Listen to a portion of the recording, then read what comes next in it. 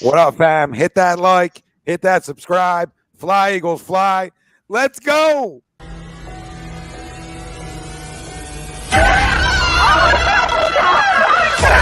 Let's go.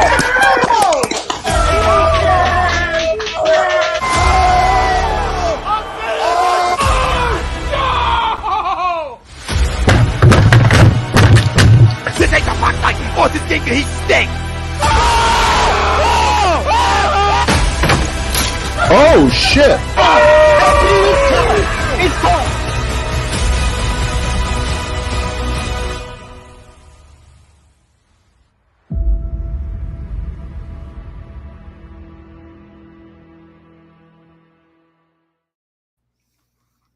Right here. You're listening to A2D Radio, real sports talk radio for the fans, by the fans, no agenda. These guys are the best in the business. Hashtag it. No notes.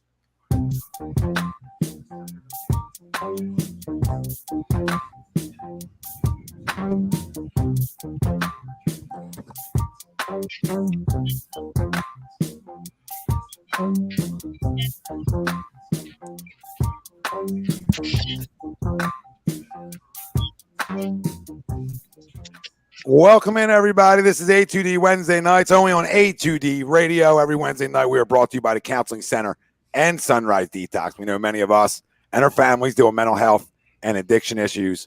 We are happy to support the Counseling Center and Sunrise Detox. If you need help, reach out to our guy, Rob Lutman, 856-651-8117. Jam-packed show in store for you. Mr. Eaton, Mr. Nate Moss, Money Pop Podcast, Mr. Milwakovic, Frank Vespi, great stash, Gardner.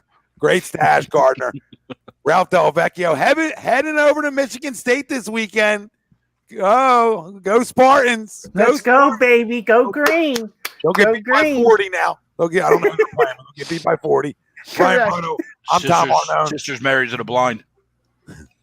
Oh, look at that. We got a new member already. New member already? I didn't even get New member already. Not even 5 minutes in, and we got a new member. We didn't even do anything yet. It's too early. We never want to say it's too early, but let's go. I mean, I can be ready for everything.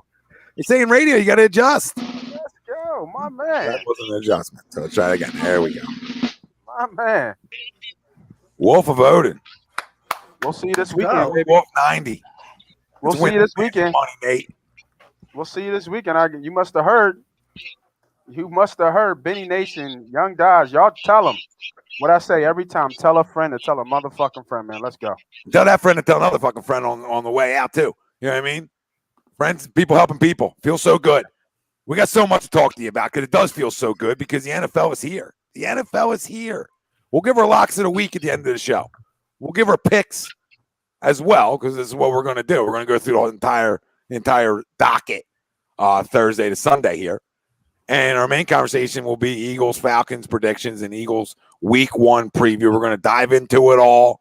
It's game week, baby. It's the Wednesday before Sunday of the first week of the season. Preseason's over. None of that matters. We're going to find out if Nick Sirianni was right in the way he went about preseason by keeping guys healthy. We got a lot to unpack. We're going to have a lot to unpack in week 1 versus an Atlanta team that's not good. I mean, let's be real. I'm not saying we're Super Bowl contenders, but they're not good. I don't care where the hell you're playing. They're not good. This should be a better football team. So we're gonna talk all about it. Ties into our poll question. Brought to you by BodyCheckWellness.com. Use promo code A2D. Get yourself 25% off at checkout. That's BodyCheckWellness.com. Promo code A2D. 25% off at checkout. No, I don't know where he went. We'll get him back shortly. Oh, how are you? How are you? Hey, baby? how are you? Good. I was looking down at your jock. I mean, you know what I mean? I'm going to be what the corner's going to be for Atlanta when Devontae Smith's running. Just jock straps laying around. A lot of jockeys on the turf. Great stadium, by the way, down there. Our poll question for tonight's show. The Eagles will start the 2021 season with a win against the Atlanta Falcons. Do you agree or disagree? Let us know. Facebook, YouTube, Twitter, Twitch. That's where we're live. Everywhere you get your podcasts, we're there as well. Hit the like, hit the subscribe. Become an A2D member. We'll talk about it throughout the show. $9.99 a month. We'll drop it in the comments. Become 42 tonight. Become 42. Jackie Robinson. Become 42 one time. Good number. Become 42. Whoever that number is, you're sitting pretty. You're going to win a lot of goddamn money. Put our poll. Vote for it. Comment in. Let us know. Give us your score prediction. Offensive, defensive player of the game as well. We'll give that too, and that gives you a chance to win a little something.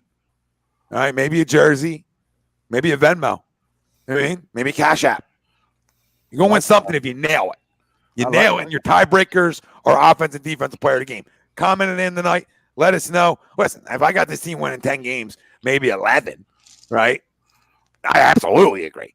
This is a team that I think we're going to go down there and we're going to beat them up a little bit. And what's going to happen is everybody's going to start believing, right? And we're going to forget about the people that had them at 10 and 11 before the season. And the 4-piece Nuggets and the 5-piece and the 6-piece Nuggets are going to be rushing in because it'll be overreaction city.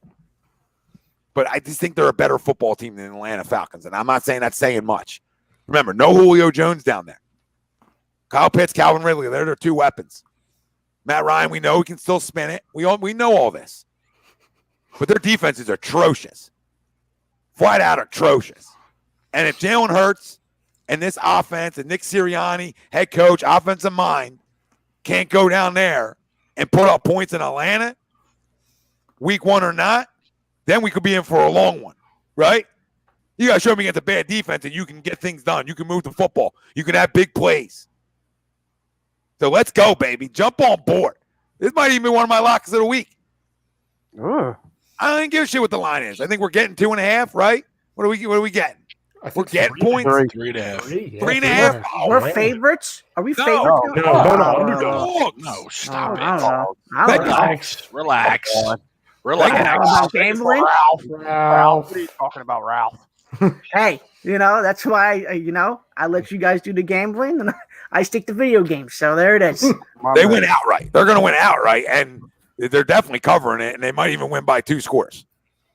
How much money you winning playing those video games, Ralphie? 30 million, baby. Yeah. Listen, family out there, let us know. Agree or disagree with the poll question that the Eagles will win in Atlanta.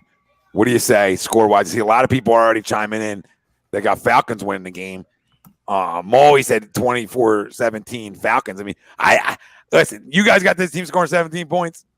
I don't have that happening. There's too much explosiveness around here. Then you got to go down to Atlanta and you put up 28 in your sleep. Right? There's a lot of high brown picks. There's a lot of money spent on the offensive line that's healthy right now. There's too much money spent. Too many assets around. I don't care. Rebuild. You can retool me. Rebuild me. Whatever. Hand job. It don't matter. What matters is the fact that this is this is an offense that's got a lot of money and a lot of assets built into it. If you can't go down against a bad Atlanta defense and score points, then this is going to be a long season. And my 10 wins, 11 wins makes me look like a jackass, which is nothing new. Nothing new. We go down there and beat them up. Yeah, Tony, beat them up. 30-16. Our defense is good. We're all healthy right now. Talk to me in 3 weeks when our whole offensive line's hurt. I was about to say, game one. We're all healthy. Right now, we're healthy. I know.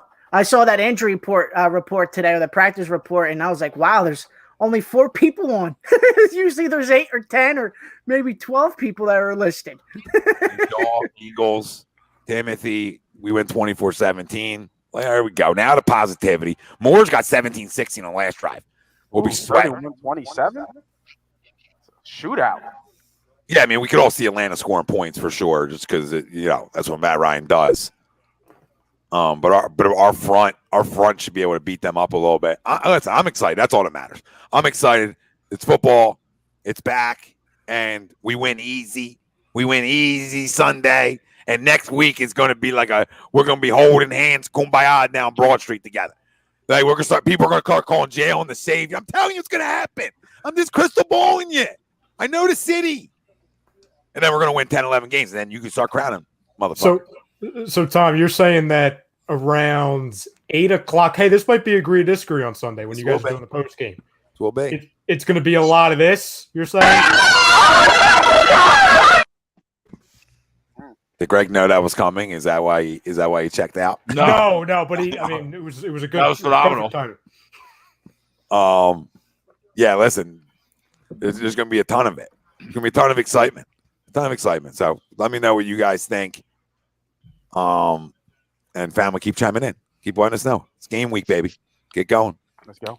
I'll go real quick because this entire summer, pretty much the entire preseason, when we were doing, and granted, like when we would do the win-loss predictions, we would go game by game. It was all gut feeling, right? Because we don't know who's healthy. We don't know, like, all that stuff, right? But this entire summer, I've kind of had this week 1 matchup against the Falcons penciled in as a loss, just based off of experience on the Falcons side of things, the unknown, obviously on the Eagles side of things. We didn't really see much of Jalen Hurts or any of the starters, at least on offense, for us in the preseason. So I had this as a loss until about 3 o'clock today, because I'm looking, right, and I'm not trying to do the green glasses, and I'm not saying anybody who has this as a victory is they're putting the pom poms up. I'm not saying that, because what I'm about to say and why I believe the Eagles are going to win is more about the deficiencies on the Falcons side of the ball than we're such a great team on our side, right?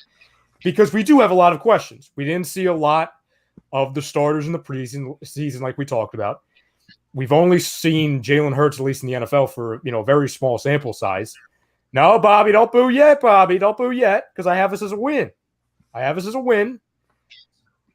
Because I looked at it, right? And you're not confident in the win. Doesn't sound confident. So no, I mean, I don't have it as like a 15-point win, but I have us winning by over a touchdown. Because you look at it, right, and I just don't. You look at the Falcons, and it's like, okay, you know what you're going to get from Matt Ryan, Kyle Pitts. All the hype is there, but he's still a rookie, and obviously he's going to be a threat. You look at Calvin Ridley. Obviously, he's going to have a bigger role now that Julio Jones is gone. Same thing with Gage, the second receiver there. But their defense, their secondary is not good, right? And I know they've made a few minor upgrades. I know Terrell, which was their first-round pick last year, they're expecting him to make a jump, but there's nobody back there that I'm afraid of if I am Devontae Smith, who I know, listen, it's his first NFL game, or even if I'm Quez Watkins or Jalen Reagor. Like, there's nobody there that I'm like, he's going to, that secondary player on the Falcons are just going to smother our offensive weapons. I just don't see that. And then you look, the biggest thing, and, you can argue this with any game, any week, but it's the difference in the trenches. Their left guard is out, okay? He's out. I believe he has a hand injury or concussion, one of the two. The guy who's going to be playing, and he's going to be lined up against Fletcher Cox, is Jalen Mayfield. He's a 3rd-round pick this year that they drafted. Arthur Smith was asked today. And listen, this only goes so far, so I'm not saying like, this is a guaranteed lock. But Arthur Smith today was asked about his confidence level in Jalen Mayfield possibly starting at left guard against Fletcher Cox this Sunday. This was his response. And tell me if anyone believes this is a vote of confidence. He said, and I quote, "Well, everybody's got to get baptized at some point." So he's not confident at all. And you look at it, our offensive line is finally healthy. Their defensive line struggled to get to the quarterback last year, and it's really not made it, tremendous improvements. And their offense is struggling, especially on their offensive line. So to me, I think we're going to win. I think this is going to be a confidence booster, and I think it's going to be a big needed win when you talk about the hard beginning of the schedule, because there's not a lot of shoe-in victories, at least on the schedule, the next handful of weeks. But I think this is a good starter, obviously. And I hate to sound like Bill Belichick and the Patriots, but if the defensive line does their jobs and if the offensive weapons do their jobs, I really don't see an issue going into it saying that we're going to win this Sunday. Yeah. I mean, this should be an easy win. But it also depends on where you have this football team. But that's not a good football team in Atlanta. They're in rebuild with Matt Ryan.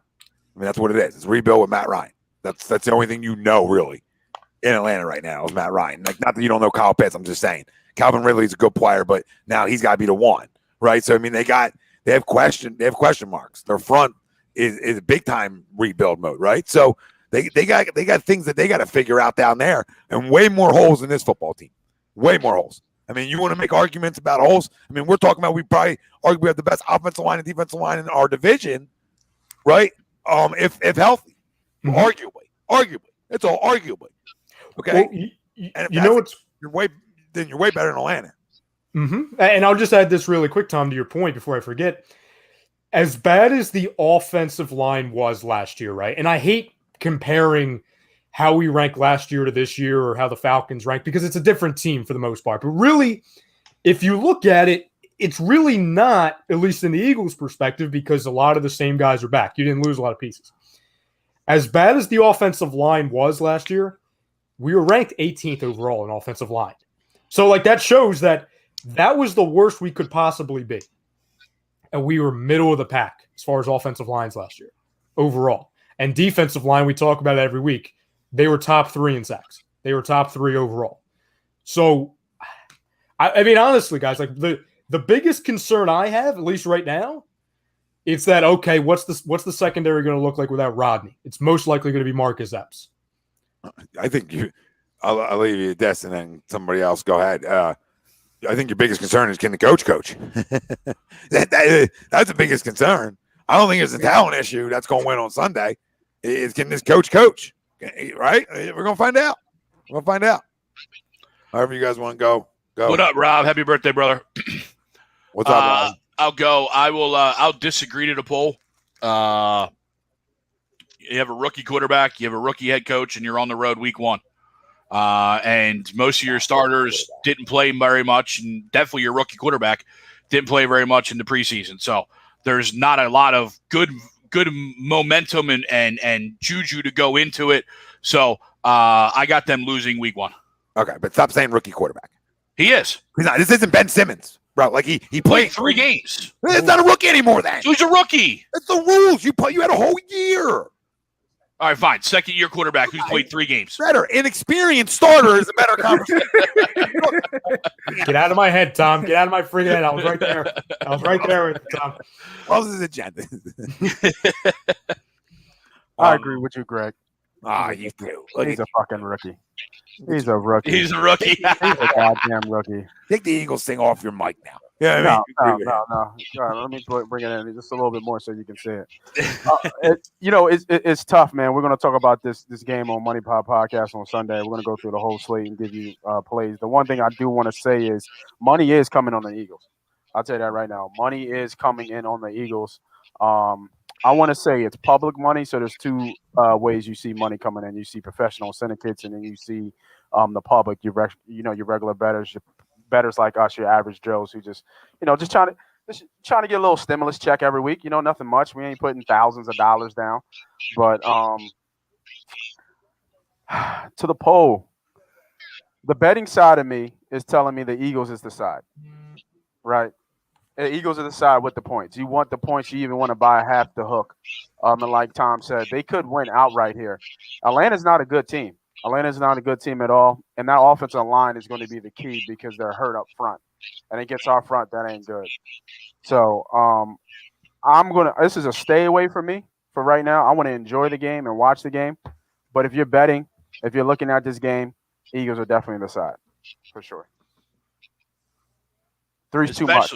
Especially if you can get that hook. If you can get the hook, that's an absolute bet. You know what I mean? Regardless of what you think the game's going to go. The hook's huge, and Vegas is like they are in college football. 101. They build their things off of the lines. They always have. And I mean, the lines are like up front, like offensive, defensive lines. They really match up. You know what I mean? A lot of science goes into it, but they really match up, and you can make a lot of like. Early on in the year, it's easy to lose a lot of money gambling. But, the fact of the matter, like, this is an easy one to me. This is easy. They fucking stink, and I'm not crowning us. They stink. So you hire Nick Sirianni, and then go ahead. No, you hire Nick Sirianni. You changed it all out. Doug wasn't good enough, right? You did the whole revamp here. And then you tried to build in a rebuild, but then spend money on veterans. So, no. That means you're in. And this roster's good enough to compete, okay? So we're going to find out week 1, 2, 3, or 4. Doesn't matter if he can coach. Because if he can coach, they go down there and they beat up on somebody that they're better than. They're still a more veteran team. They're better than that football team. Yeah, they are. No, I can't agree with that. When you look at the matchup offensively versus defensively, you got to give us the edge. I don't even know what we look like on special teams, but you might give them the edge on special teams. And then offensively, it's somewhat even. I mean, Hurts, all he has to do is be average. That's all he has to do. He has to, be average, take care of the ball, and let the game come to him. If he starts going out there trying to run around, do all kind of other shit that you see you did in college, that shit ain't gonna work, man. Windows too small, speed. Everybody's fast, everybody's strong, everybody's big. So I think I think you're right, man. The question is the coaching, right? And Greg, I think Greg, you even said it before. On the road, first time, you got a lot of pressure on Hurts, right? He was named the captain, doing all the right things, got to show up. And then you got a coach, a head coach that needs to show up as well. I'm not liking his style. His style doesn't really vibe with me, especially after his press conference today. I think he said something that all the coaches, all the staff loved this play, but Hurts didn't. So they kind of catered it to Hurts. And I'm just like, are you really going to cater every play or everything you do in offense to this buddy-buddy relationship you're trying to build? I'm not feeling that. You know what I mean? And he's a younger dude too, right? He's a younger coach, so I get it. But at the same time, I'm just like there's got to be a gray area, like a thin line right there where you're the coach, I'm the coach, and you're the player. And I think they're kind of threatening that right now because he's trying to get his player. Like they were saying, like he was texting Hurts about the Alabama game. You know what I mean? Like, so I'm not feeling his whole flow. I'm not feeling his vibe right now. But we're going to see for sure. We're going to see, come Sunday what he's about. Can he turn it on? Is there another switch? Right, we can be buddy when we're on our chill, but when it's time to take care of business, are you ready to go with me? Are you ready to go to war with me? Are you ready to fight with me? And that's what we're going to create that environment, or does it not? And at the NFL level, and we're going to find out. I mean, you got to be good cop, bad cop, and if you're good enough to pull it off, the great coaches can pull it off. The great coaches will run through a wall for you, right? I mean, they'll run through a wall for you, and you'll run through a wall for them. I mean, that's the great coaches, and you can be buddy with your players, and then flip the switch. Right, and say, whoa, we don't operate like this in practice, etc. I do it all the time. You know what I mean? I'm not calling myself a great coach. I'm just saying that, like, I can, like, especially with the older kids, right? You can have like legit conversations with them, be friendly with them. But then, hey, when we're crossing the line to go practice, etc., we're here to get working. We're here to get better. So for sure. And it's not easy at that level, at the best level of all time. That's what I don't like. Yeah, that's what Chip struggled with, right? I mean, for all intents and purposes, Chip struggled with that relationship from. Yeah, absolutely, yeah, for sure. But it was kind of on the same lines, right? It's the relationship and how you build something college versus pro, and naturally, his didn't work in the pros, and he seems to be working fine back in UCLA. Yep, this didn't work here. Yeah. Noah, are you bringing doom and gloom, or are you bringing something better? Noah's got 13 wins. I guarantee you this is a win. He can flip a switch real quick. No, I said 9-8 going into the season.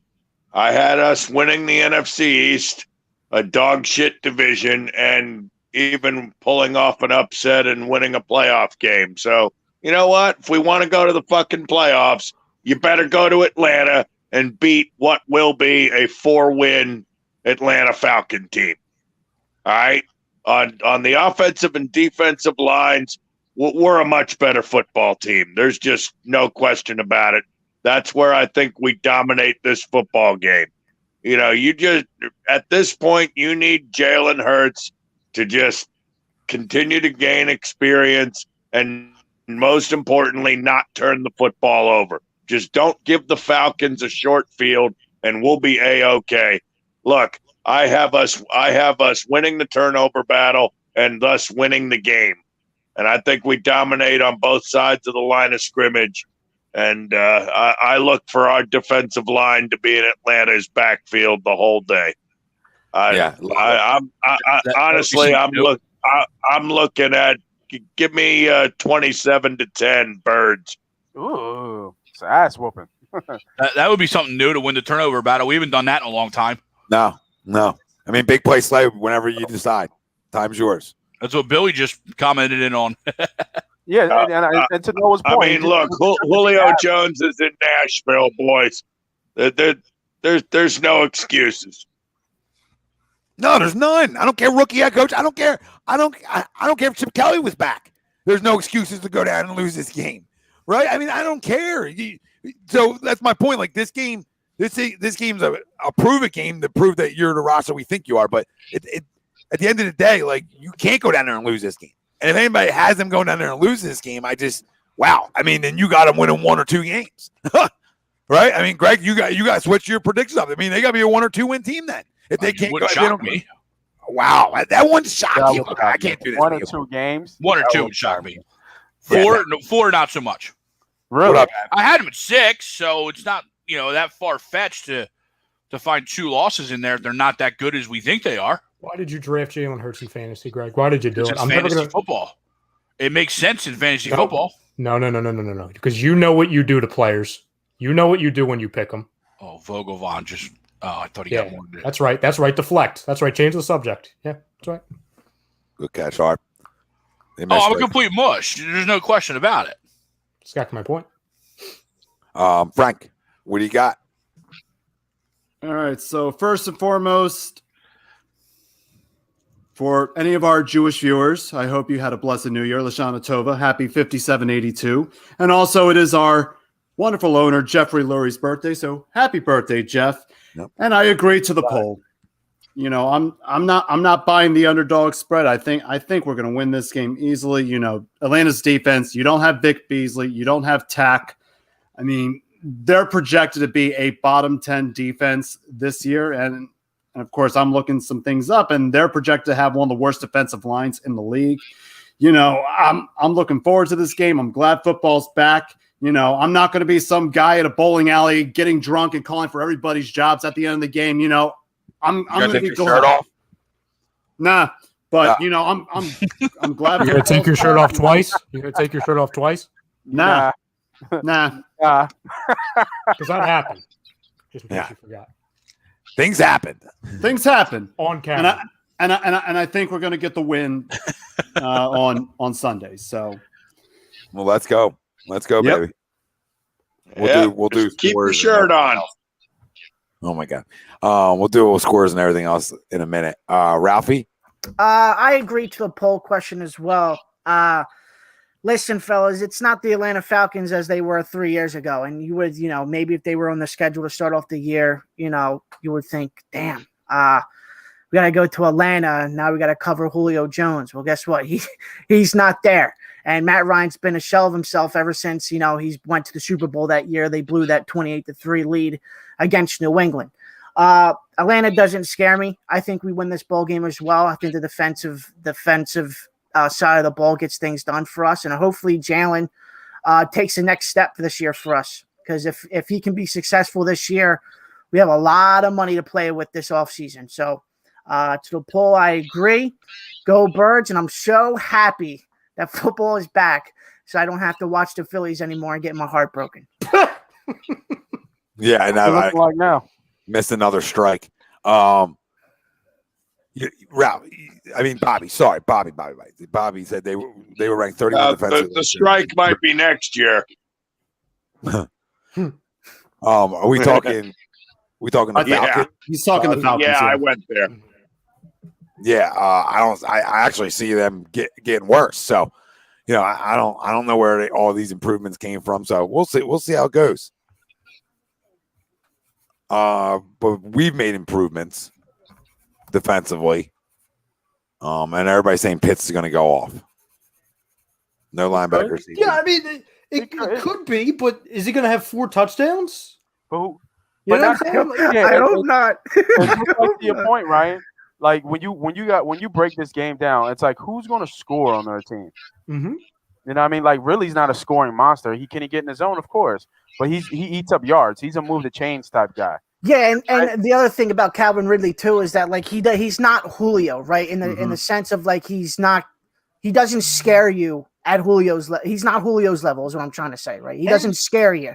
He doesn't put that fear where shit. It might be a long day. You know what I He's mean? good though. He's good. He's good, but yards is last it year. is he on Julio's level as you know? Julio's a Hall of Famer, so that's hard. You can't say it's not fair to compare him. No, you know, And he's filling big shoes though. And He's I filling big met shoes. Julio. He's a great route runner. Yeah, But I'm you're not right. saying Calvin Ridley's bad or anything. No, like no, that. no. I think he's a great. I think he's a great player. yeah. No, you're saying the facts. He doesn't scare you like Julio because Julio's a specimen. He's like a robot. Yeah, like I was gonna Yeah. say, I met Julio before. Julio looked me dead in my. I'm a legit 6'4", and he had looked me dead in my face. He's a big boy. He's a big dude. You know what I mean? So like, really doesn't have that type of size. But like, I think really was like what, top 6, top 7 last year in yards. Yeah, Or something I like think that? so. Yeah, Yeah, up like there. Yeah. 1,400 yards, 1,400 yards or something.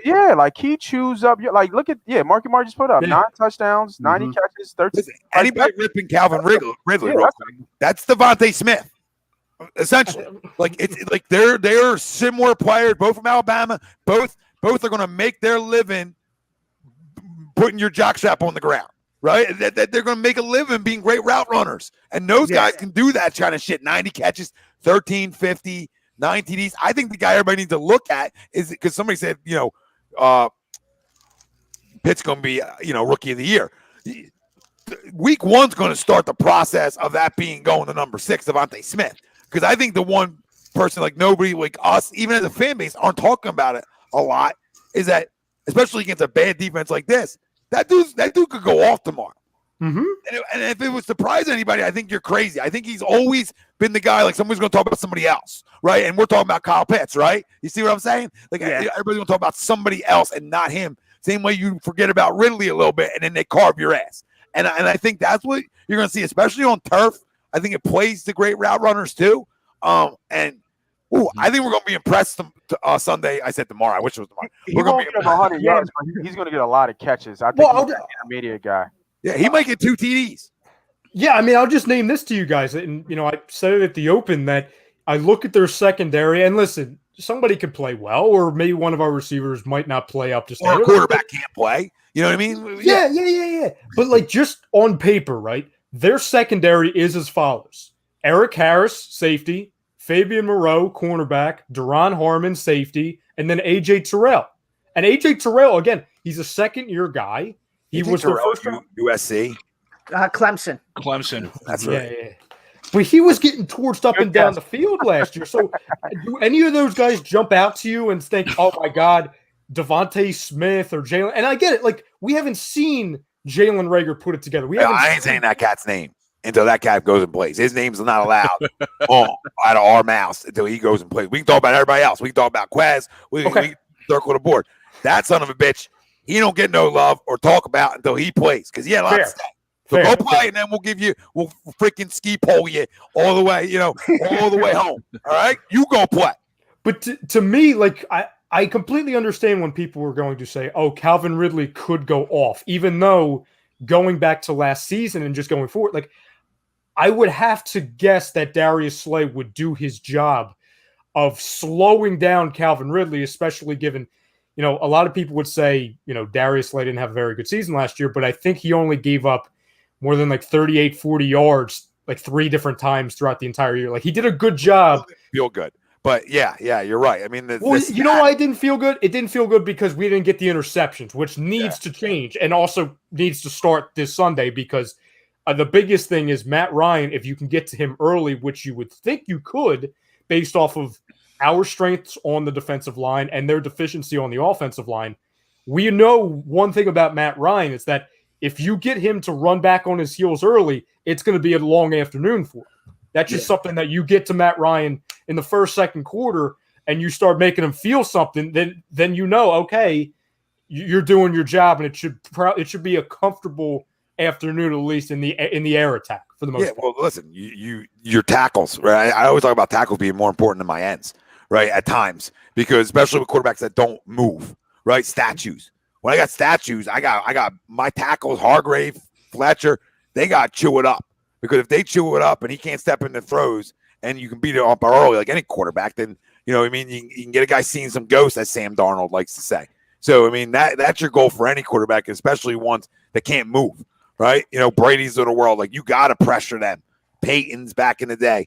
Like if you don't pressure them, they're going to chew you up. Same with Matt Ryan. So like if we don't get home, Matt Ryan could chew us up. Mm-hmm. Right? I mean, easily could chew us up. But I think we get home, and I think we're drastically improved in our secondary. Our linebacking core is better. I just think we got better. They got worse. And if that doesn't prevail, then wow, I don't know where the season's going, even though it's week 1.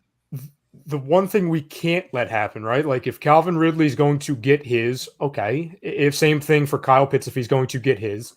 What we cannot let happen is let Gage go off, which is kind of the third option there if you're not talking about Mike Davis, because I know he can have some, behind the tackle type, run, and he can also, catch the ball a little bit.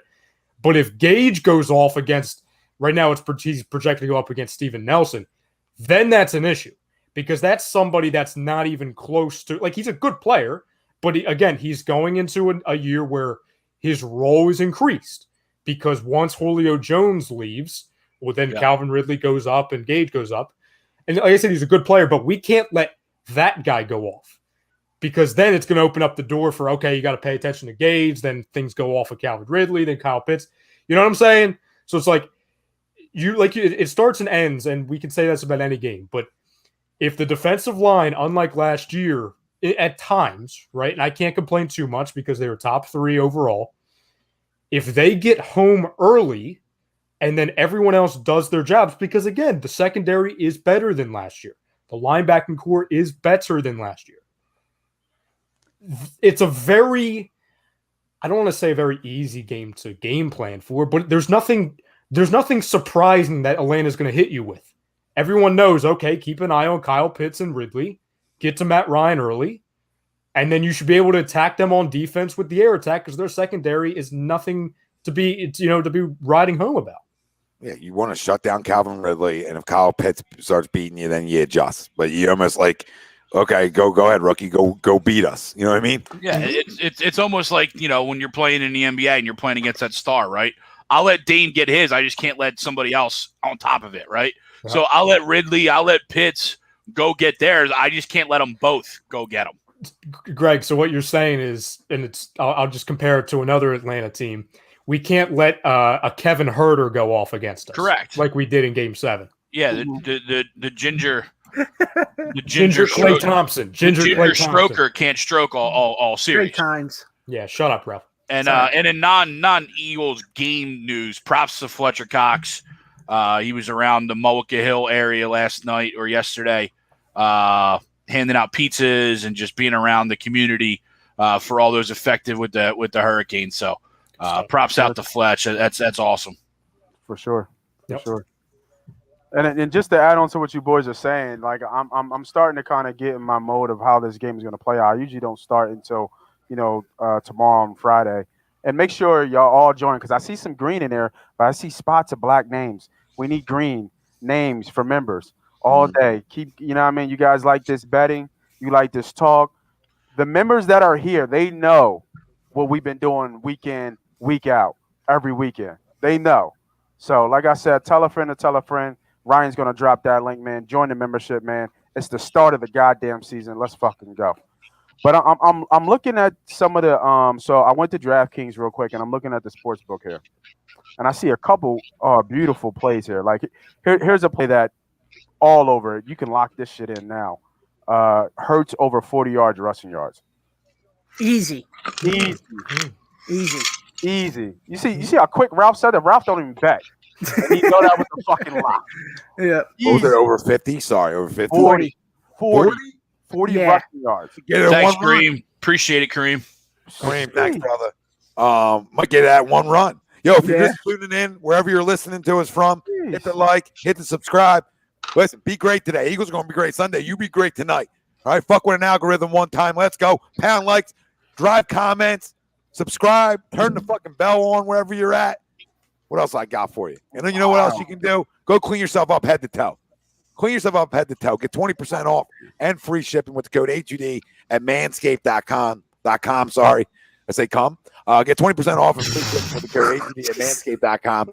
Unlock your confidence and always use the right tools for the job with Manscaped. Listen, Greg knows I got every goddamn thing here. I still got to send Nate's ad. I was gone for a month. So, And I got some extra stuff if anybody, part of A2D wants it. But they sent me a whole bunch of shit. I got everything. Yeah. It's amazing the products they have. They have products I didn't even know they had. Listen, they got body wash. You got body wash and shampoo. Are you kidding me? Are you serious right now? Clean yourself up. If not for anybody else, do it for yourself. Start doing things for yourself. Get 20% off and free shipping with the code A2D at manscaped.com. And also, while we're talking, become an A2D member. Yes, sir. I want to see more green. $9.99 a month. Get you jersey giveaways. Money Pop podcast picks, Willie Vegas picks, members only streams. We're gonna get to all that stuff coming up. So become a member. Be great. $9.99 a month is winning you money. Everybody else is begging for your money on YouTube. People are begging for your money. What are they giving you back? Great content? We gave you great content already. We're giving you great fucking content, and we ain't begging for money. You do what you want, boo-boo. If you don't got $9.99 a month, then fuck it. We're trying to win you and triple, quadruple. You know the deal. Win you money. But if you don't have it, then just subscribe. Tom, no Cash App links, no Venmo links, no professional photo shoots, none of them. Just win, baby. Just win. Just win. Just fucking win. Because if I don't, we're all fucking screwed. We're all screwed. All of us. No pressure. All of us. Not just people in here, but all y'all listening, all you ones, we're screwed. You know what I mean? So don't worry. I got us. Thanks, Jerry. I just gave you a lock right here, man. I just gave you a lock right there. Jalen Hurts over 40 yards rushing. They already gave you 2 tonight, and I'm just not even going to count. I'm going to count mine into you. You gonna count it? This is a dub. This is an easy game to pick. There ain't Greg. I know it's week 1. This is easy money to me. Easy. It's like a mortgage payment money. Like I've done this before. You've heard me do it before. Now, listen, we're going to do score predictions, offense, defense, part of the game, right? Score 34-21 Eagles. Yeah, you can wow it. 34-21 Eagles. Offensive player of the game. And I almost think one of the tight ends, right? I think the tight ends are so important in this game, but I'm not going to go there. I'll leave that out for the open. I'm just going to go with my gold jacket puppy, and I'm going to say Devontae Smith has a big one. And defensively, you know who I'm calling. Hey, 91. Hey, 91. 91's got to eat up. Chew up week 1. Show you ready for a monster year, right? Because I need a monster year out of you up front.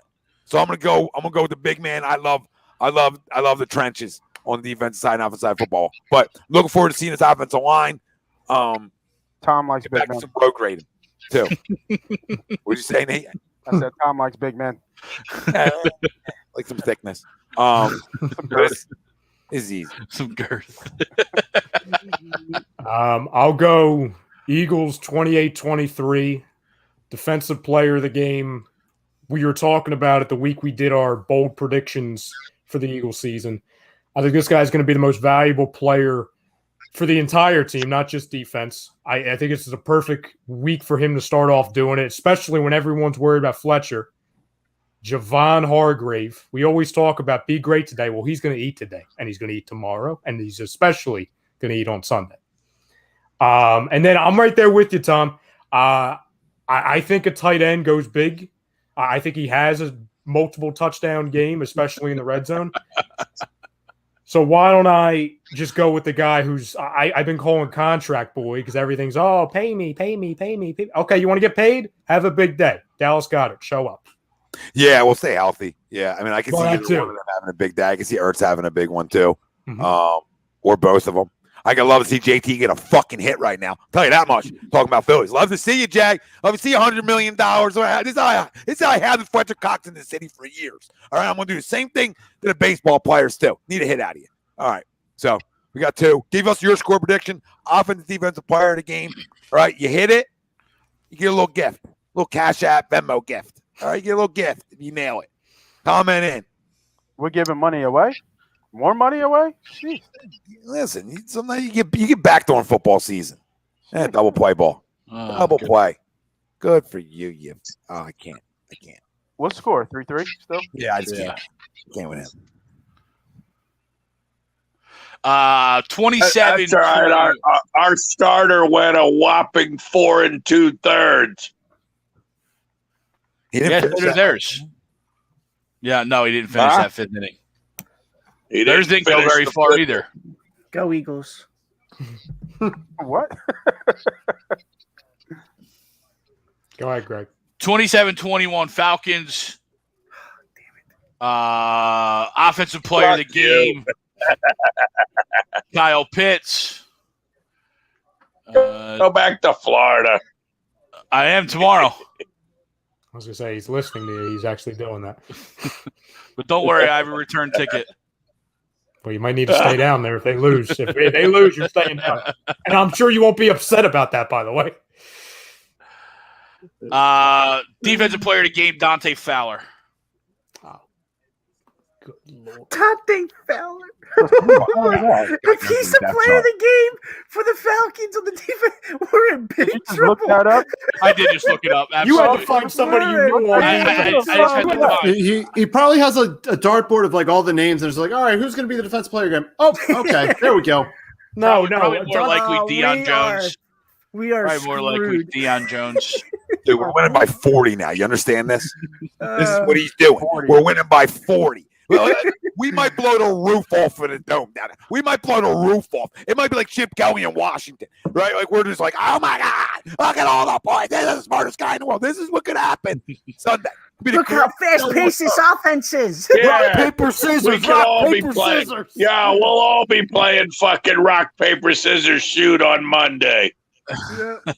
Won't even do a show Monday. I'll just do a stream just seeing who can win. You know what I mean?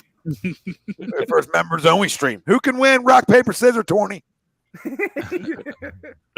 I'll crush it. Look, All guys, right, want competitive. This is what he wanted. This is what he What I wanted. want. This is what I do. This is what Sirianni wanted. Competitive. He wanted to see guys say to him, "Oh, I'll fucking smoke a guy." So I'm looking at the game here, hearing everybody's picks. I got a lock here for you. All right, but you got to come back on Sunday. Check me out on Money Pop Podcast. Not tonight, baby. I'm not giving out no freebies. Come check me out. Come check me out. I already gave out one. Noah, you're up. I'm passing the game. I got you. So, all right. Offensive player of the game. Why not? Jalen Hurts. Hurts or Smith. Take your pick. Because I think Smith's scoring 2 touchdowns out of the gate week 1. And I think Hurts is throwing for 3 scores. Ooh, So, that's a career high, ain't it, for him? Or ties. Ties a career high. I don't think he's thrown more than that many. nah. I think it'd be a career high. I think What? it'd be What a would career Tie high. for a career. Passing Huh? touchdowns for Passing Jalen in a touchdowns game. for Hurts. 3, he said. Yeah. Three. In the on the app right now, I'm looking at it, man. I'm diving into this game. He's plus 150 for over 1.5 touchdowns. Oh my God. Oh my God. I'm a pound it. Plus 160. Pound it. Plus 160. Over me. Over me. You could over me all day on freaking. You could over me all day. You could be all over me on this one. Everything you name when it comes to Eagles. Over. It's like Madden on easy. It's fucking- I can think of one you might go under. I can think of one you'll go under. What? Wrecker? Yes. We're bringing him up again. What are you doing?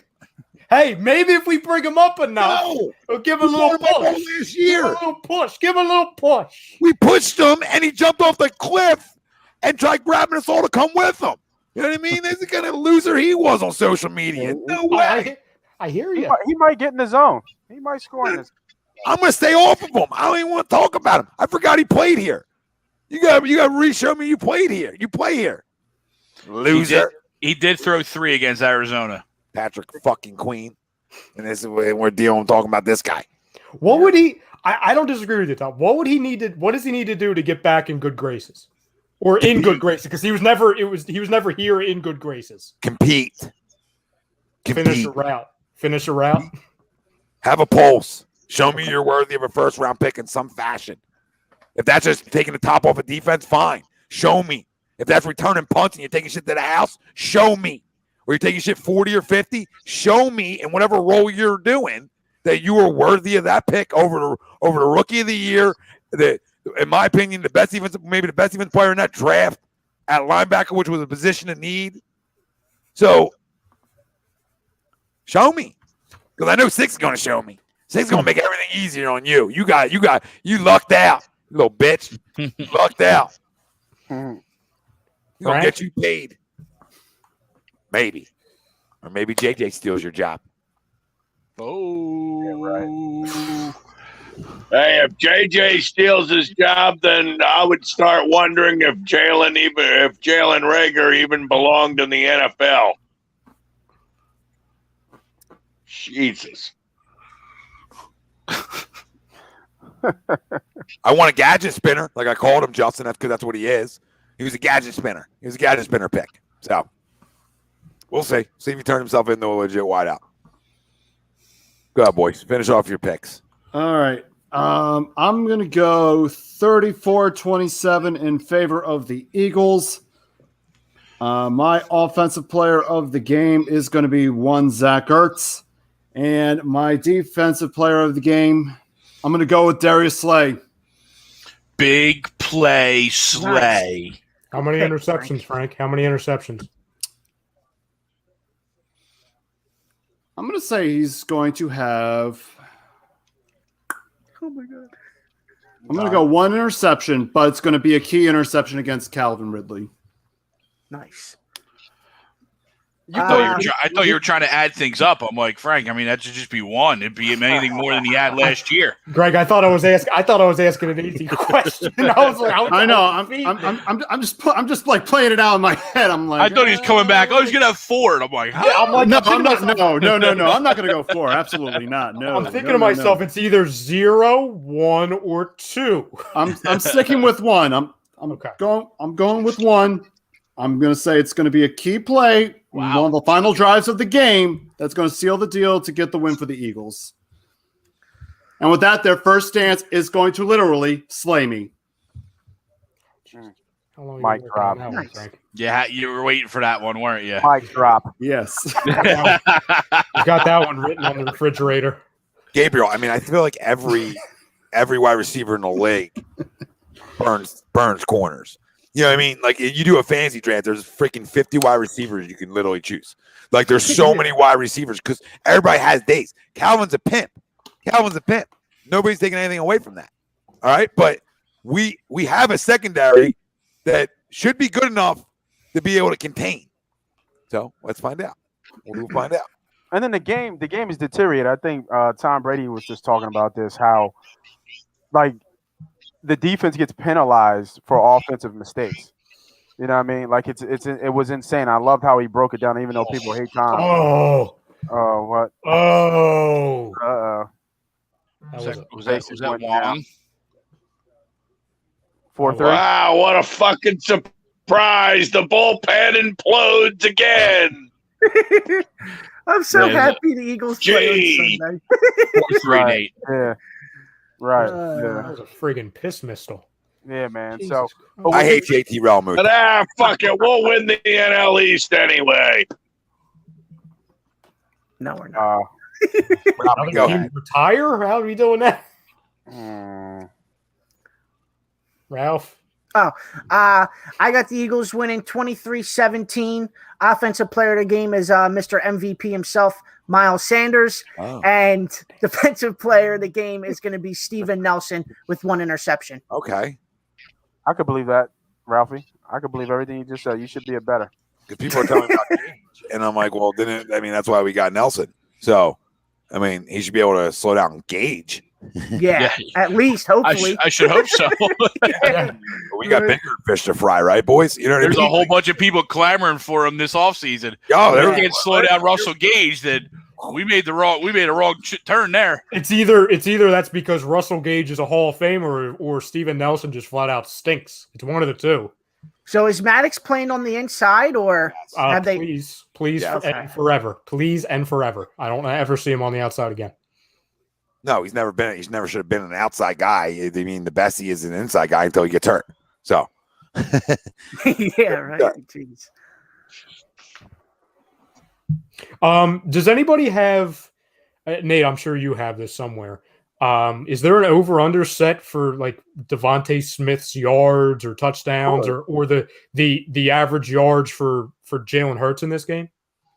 Not average yards for Hurts, but receiving yards right now we have Devontae Smith over under 43.5. Catches is 3.5. All right, we would all go over for that, right, guys? Yeah, you know what I got a problem with too? Catches I would. There's 82 people watching and only 48 likes on YouTube, and that's a problem to me. That's a fucking red flag. That's a Jalen Reagor red flag to me on why y'all can't hit a button. Be great. Be better than him, right? The Eagles, you know how it works here. We get over 100 likes, the team we're rooting for wins. So pound it. Pound it. And if you're a Falcons fan, pound it for the Falcons then. And you guys still aren't going to win. But still, pound it. I will go over. I would definitely go over on the catches. 4 is nothing. He'll play all game. Jacob's asking a question. He says, "Panel, do you think the Eagles haven't redone Goddard's contract because of the repair relationship with Ertz and the potential of Tyree Jackson?" I don't think Tyree Jackson has anything to do with it. I think the relationship with Ertz has a lot to do with it. I'll go option C. I think the biggest factor, I think Ertz is a big part of it, but I think it's because Dallas Goedert hasn't been able to stay healthy. They want to see him be consistent before they give him a contract. Yeah, for 2 whole years we've been searching for him. Mm-hmm. And the mad scientist Howie, I actually agreed with what he said about Hurts. I mean, not Hurts, Wentz. I think you guys posted it when we had a quarterback 4 postseasons and we used a backup quarterback in every one. I didn't even think of that. Yep, he wasn't wrong in that one. He was not wrong at all. He was not wrong at all. I read that when we posted that. I'm like, damn, I can't believe I'm agreeing. No, but we knew this. I mean, I feel like we had conversations about this. I need this tape brought back out somewhere. Somebody's got to go through the archives because either I'm dreaming this shit or I sat here and said there's only one way that it makes sense. You feel like you can win, and you know he's going to get hurt. So you still want to win. You want to have your cake and eat it too, and you just want to be deeper in a position that you knew I was going to get hurt at, right? So we talked about it. I mean, I know this conversation was had on this is the only rational reason that we can come up with on why that pick was made, right? And then you fast forward to now. Hey, Captain Obvious, because we know we're not fucking idiots, right? We're not idiots. It's common sense. He knew the quarterback just got a concussion and got hurt again in a playoff game that they could have won if Josh McCown didn't get hurt, right? So he's thinking to himself and internally like, dude, if we got a backup to this guy, we can still win. We won it before with a backup to him. That's exactly their thought process. And then the guy came out and stunk. So then, you had no choice to go this direction. I went even weird. I tried to even make even more sense. I tried to be overthink it and said because we were going for 17 games. So if you think about a 17-game season, and then say you make the wild card, so you have the wild card, the division, conference. That's 3 more. That's 20. You get to the bowl. You play 21 games. In a full football season, which is way too much. So my thought was they were going to go almost to like a 2 quarterback kind of like system. Platoon, like New Orleans. Yeah, right, exactly. Like he would come in a little bit more to either finish off games or late on the games that don't matter. They would just throw Hurts out there. Good luck, Premier. You know what's funny, Nate, and you're spot on, Nate. But it reminds me of something. I meant to tell you this last week, Tom. Remember all spring and summer when Wentz was still here, and you and I on Mondays were talking about, hey, don't get rid of either of them and play them together, right? And everyone would rip us saying, oh, that's archaic, that's gimmicky, right? Remember when they would come in the comments and say that every week, Tom? No, I remember a lot of things, yeah. It's funny. It's actually funny because those same people that also love to praise the genius that is McVay and Shanahan's doing that with their 2 quarterbacks. That's the plan. The only reason why they're not doing it this week is because Trey Lance has the thing with the thumb, like a little chip on the thumb. right? You build in packages that you think can work. If it's goal line packages, or red zone packages, more like it, right? Mm-hmm. And you feel like one guy can bring you a different dimension down there. Like, you can do it. But the problem is in the National Football League, and Sweeps talks about it, we talk about it on Sundays all the time. It's with the quarterback position became a prima donna, okay? Where you can never compete with a guy. Well, then why am I even playing that? What am I even here for? Right? Everything's competition. So all these quarterbacks get handed things on a silver platter, and nobody can ever come in and compete with them or bring something to the table. One of the best quarterbacks we've ever seen. Small guy, not one of the best we've ever seen, but a damn good, a great quarterback, a Hall of Famer, obviously, Drew Brees, okay? Mm-hmm. Drew Brees, right, had a guy in Taysom Hill take snaps from him because he had a role that could help their football team. You don't see that dude going and whining and crying because he's confident in himself. Be an alpha. Be an alpha at the quarterback position, because alphas aren't going to do nothing. What alpha's going to do is Aaron Rodgers and say, you know what, I'm going to spin it and rip it, right? And you ain't going to want to put him on the field. Yeah. That's the difference. And a bad call away. Was a bitch. Our guy, worry about everything else. And I love Carson. Wayne, we love you, brother. New member off the Birds will shock a lot of people this year. By the way, Cowgirls suck. Couldn't agree more, Wayne. Couldn't agree goddamn more. But that's what it came to, guys. It came to that position became a prima donna where nobody can ever compete with those guys there. Yeah. And we talked about this. Like, let them both play. If you want to be a good offense, you be creative. You be smarter. Well, now it doesn't matter. And now the one guy can play. But, teams shouldn't run from those things if you call yourself a quarterback factory or anything along those lines, right? If you want to dabble with two legitimate or three guys that can play, then I'm not saying play all three, right? Because I think that's atrocious. Yeah. But play two. Mm-hmm. Other positions you rotate guys. If you need a spark, why can't you go to your backup, give you a spark, and go back to your starter next game? Mm-hmm. Because that means your environment is fucking garbage then. Yep. And he ain't a leader.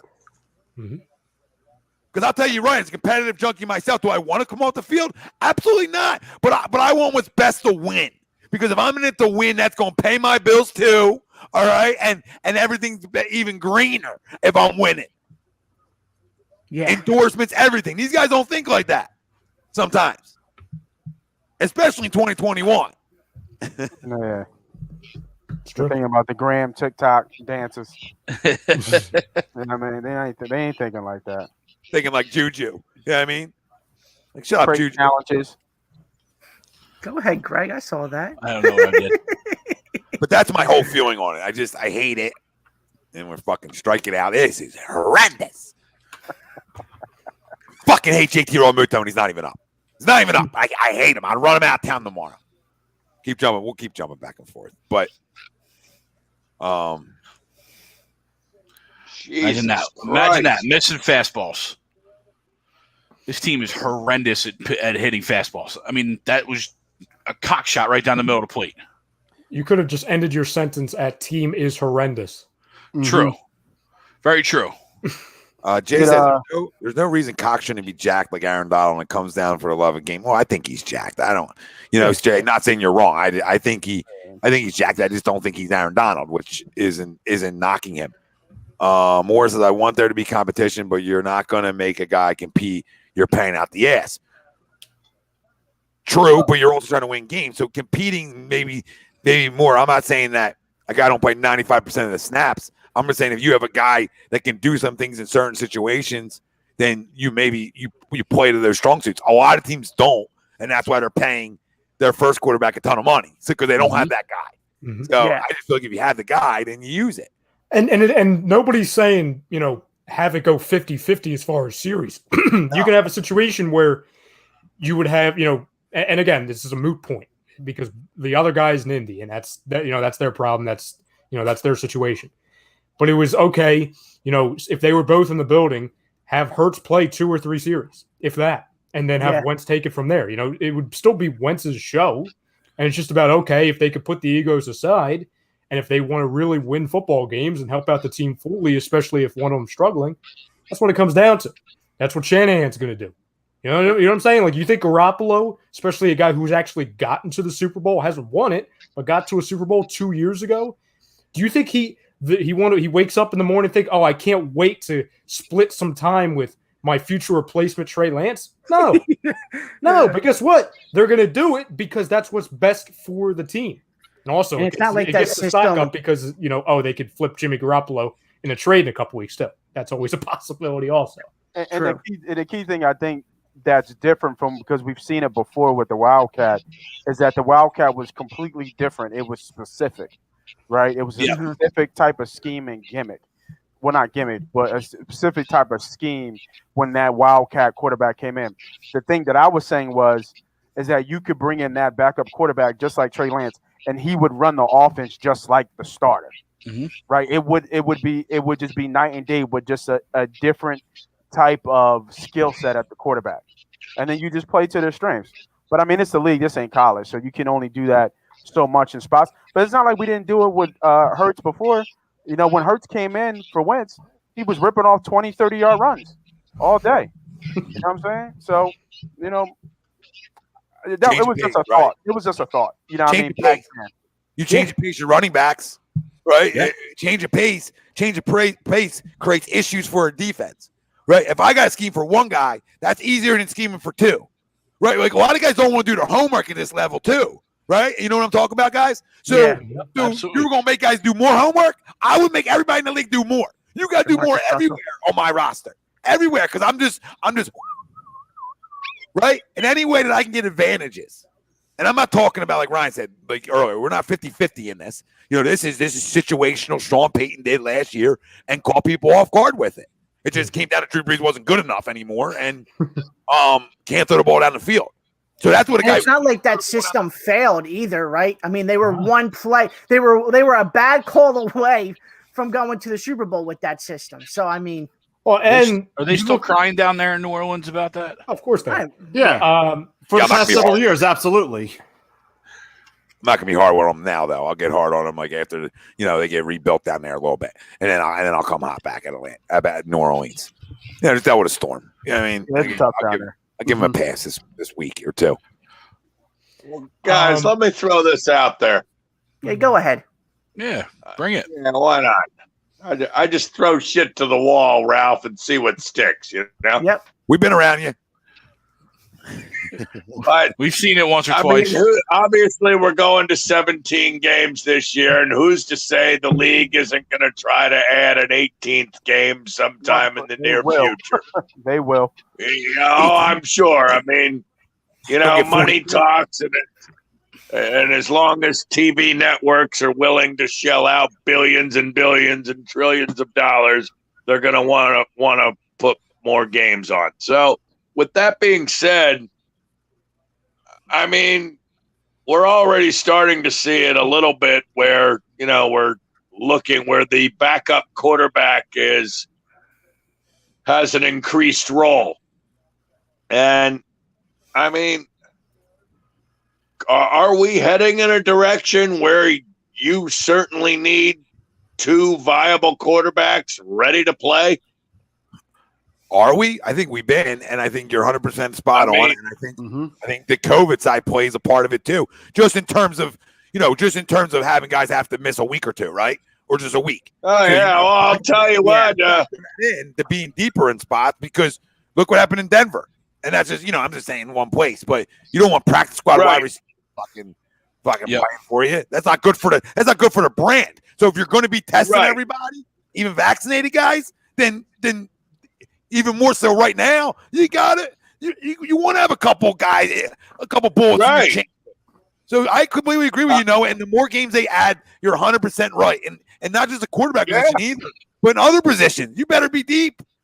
I think the deeper teams you better have serious depth, or whether it's health or COVID or whatever. I mean, guys are gonna miss games. I mean, there's still a percentage of players that aren't vaccinated at all, which, whatever, we can argue that till the cows come home. I mean, my stance is get the fucking shot, but whatever. Anyway, regardless, guys are going to miss time. It's going to be inevitable. You almost wonder if with the continue, because I completely agree, we're going to continue to expand the games. I wonder with the continual expansion of games, do you get continual expansion of rosters to help alleviate a lot of these potential issues, right? I think it would guarantee more money. Just almost like I mean, it's the only either that sport. or oh, sorry, Nate. No, you're good. It's the only professional sport that doesn't have full guaranteed contracts. Sure. Everything else has, and it's the most. I mean, you can argue hockey, but it's the most physical. No, I won't say physical demanding, but it's the most injuries happen. You know what I'm saying? Yeah, you're 100% right. And no doubt. Did they expand the practice squad outside of your guaranteed money? The best thing is to not guarantee it outside of guaranteed money, because I think what you get is you get guys that play harder, get harder, and it makes your product better. But if you're going to continue that games on, then the money guys can make in guaranteed will continue to go up, like you've already seen a little bit, right? I think guys are getting more guaranteed money today than they were getting in the past. So, I know, like your salary isn't guaranteed, but your guaranteed money's guaranteed, and that's ramped up in the NFL over the last 10 years more and more. And now we're seeing guys get, some quarterbacks getting what? How much is guaranteed to Mahomes out of the 200? 100 something? I mean, I feel like I'll look that up. I feel like more than 50% of that's guaranteed. Yeah. Didn't Mahomes get a $500 million deal? A $500 million deal. I don't remember what he got. I'm It was like 500 million. No, it was $500 million. 10 years, $503 million. And then 200 of something is guaranteed. 250 like guaranteed. Yeah, like half of it's guaranteed. Tom, I think the perfect example as far as guaranteed money, and I'm just going based off of memory because you and I were on the air at the time. Somebody pull up Dak Prescott's new contract, because I remember you and I were on a Monday, Tom. When we saw the guaranteed portion of that contract, we were like, what? Excuse me? 141 mil for Mahomes for guaranteed. Yeah, I don't take that deal, but that's fine. That's fine. You take it and run. You set up for life still, but I don't take that deal. But that's contract. It's fully guaranteed 63 mil. Does anyone have the Dak Prescott? I got Dak's contract. He signed a 4-year, $160 million. The signing bonus, $66 million. Total guarantees, $126 million, with a $95 million guaranteed at signing. So Mahomes got Mahomes. What are you doing? Christ. What are you doing, Pat? But the way they do it though, they load it all up front. So he got 66 of it just for signing his name, and in the first year is what? Probably like 20. Mahomes is the highest paid player, right? At what? Is he at 40 a year? Are we in the 40s for the quarterbacks? Yeah, I feel like we're there. Yes. We're a little bit over 40, 45. Like 45? 46, 45, 46. The average is 45, yeah. So what's Dak? Dak has got to be in the top 5 with that contract, right? Mm-hmm. So it's all front loaded if you think about it. You know what I mean? And that's how they do a lot of these deals. They front load them all up front, and then on the back, like even Mahomes' deal. Like by the time he gets to the near end of it, like his 6th or 7th year, he'll probably be in the scale. Maybe like pay like a top 8, top 9 quarterback.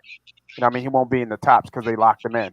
Yeah, as long as he's playing, he's living. He's living pretty on that deal. You know what I mean? $500 million. Years was it 13 or 10? What was it? 10. 10 or 11. 10. Yeah. But it makes sense. He's got the perfect marriage with him and Andy. I wouldn't want to go nowhere either. I mean, Donovan. How long was Donovan with Andy? Was it 9 years? Yeah, for a while. Yeah, 10 or 11. Yeah. Now listen, brother, when you're going to Super Bowls every year, right? When you're going to Super Bowl, if you're going to Super Bowls every year, AFC title games, guess what comes with that? A lot of money too. So in your endorsement. So, he believes he's going to play 10 years easy and be on the roster, which he will be, which means the money comes to him, right? So they ain't cutting him. And they all look at Brady. They all look at TB, and like Willie Vegas calls him Gumby. He's got no muscle. He just plays. He just flings it. You know what I mean? So he just plays. But they all look at that, and they all look like we can play until we're 40. And even the late greats, right? Even the late greats that we saw in our era. Cunningham played in 38, 39. Warren Moon was late like that. I'm trying to think of some more people who were still relevant at the end when they were like 38, 39. Steve Young played pretty late into his but career. he got hurt with the concussions a lot. Yeah, though. that's true. Verdi did. But you're right though with Rodgers though. Rodgers is right there with you. Yeah, he's like 38, 39. But I'm trying to think like even farther back. Right. Like, we started to see that. I mean, Peyton was like 40. Mhm. Peyton didn't have anything left. You know what I mean? But he was duct tape. Yeah, he got a ring with it. Yeah. He got a ring with it. Yep. I'm trying to think who else. When did Trent Dilfer won? Was he 35, 36 when they won with Tampa? Yeah, I mean, listen, I think if you're right about the Brady side of things, like guys copy, it's copycat. How can I play to 140? What do you do with your body? Yeah, I forgot Guys tell about each Favre. other. Favre was 40. Yeah, Favre was old. There was a lot of Marino played late. I don't know how old Danny was. I feel like Danny was playing at 35, right? I mean, at those times, which was old, That's right? before us, though, right? That's a little bit. No, I'm just before us. leading up to it. Like the only guys I can think of, period, that played to an older level. Yeah, Favre would be, I think, our golden year where we started to really understand the game. Like I've seen Danny play, I've seen Marino play, I've seen Stevie play, I've seen Montana play. Like I've seen some of the young, but I think Favre was that golden age for at least us, at least for me, in my opinion. I can't even remember anybody in that era who was good like Favre. And that was with that early '90s. Was that Packers team? Yeah, I think what was it, 94? That was the year Peterson was on. Wasn't that the offense that he compared the Eagles to that year? Was that it? 94? Yeah, I think Brad Johnson was playing for the Vikings. I'm trying to think of quarterbacks in that era. Brad Johnson then went and won in Tampa Bay. Yep, Tampa. Yeah. With Gruden. With Grudog. Yeah, and then was Breeze still with the Chargers in that time? Was he still? Yeah, he was. Yeah. He was young. Played old, right? I mean, yeah. Beaten. And Brunell. Nate says Brunell played a while. And he's right. Mark Brunell. Yeah. I remember Mark Brunell. What up, man? What's up, baby? What's up, everybody watching? Hit that like, hit that subscribe. We love you all. Fly Eagles fly. Yes, sir. Bergang has a question. A little in-game, right? A little in-game. Will we see the Eagles in a zone more tomorrow? I know he means Sunday. I said the same shit. Everyone's all jacked up, ready for it. Well, what does Mr. Gannon prefer to run? I know he says I go to my players' strengths more so than my scheme, but what's his tendencies? Well, he's said, I mean, he's also been very hesitant to reveal what he's going to do. Like, that's why I laugh at all these people, unless like you've got the bottom of the barrel teams that have to play their starters and everything. I laugh at people when they overhype the preseason and they go like, oh, this defense stinks or the depth stinks, because they're not showing you anything. Everything's vanilla, and they've made sure to show you that. Yep.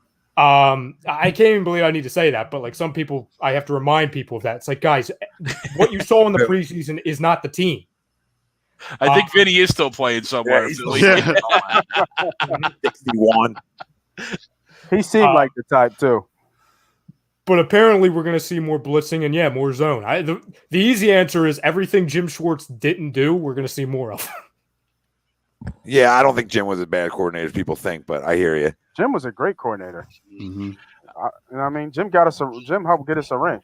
Yep. Oh, and he had a top 10, 15 defense every year. Regardless of what was there. I mean, he drove us wild.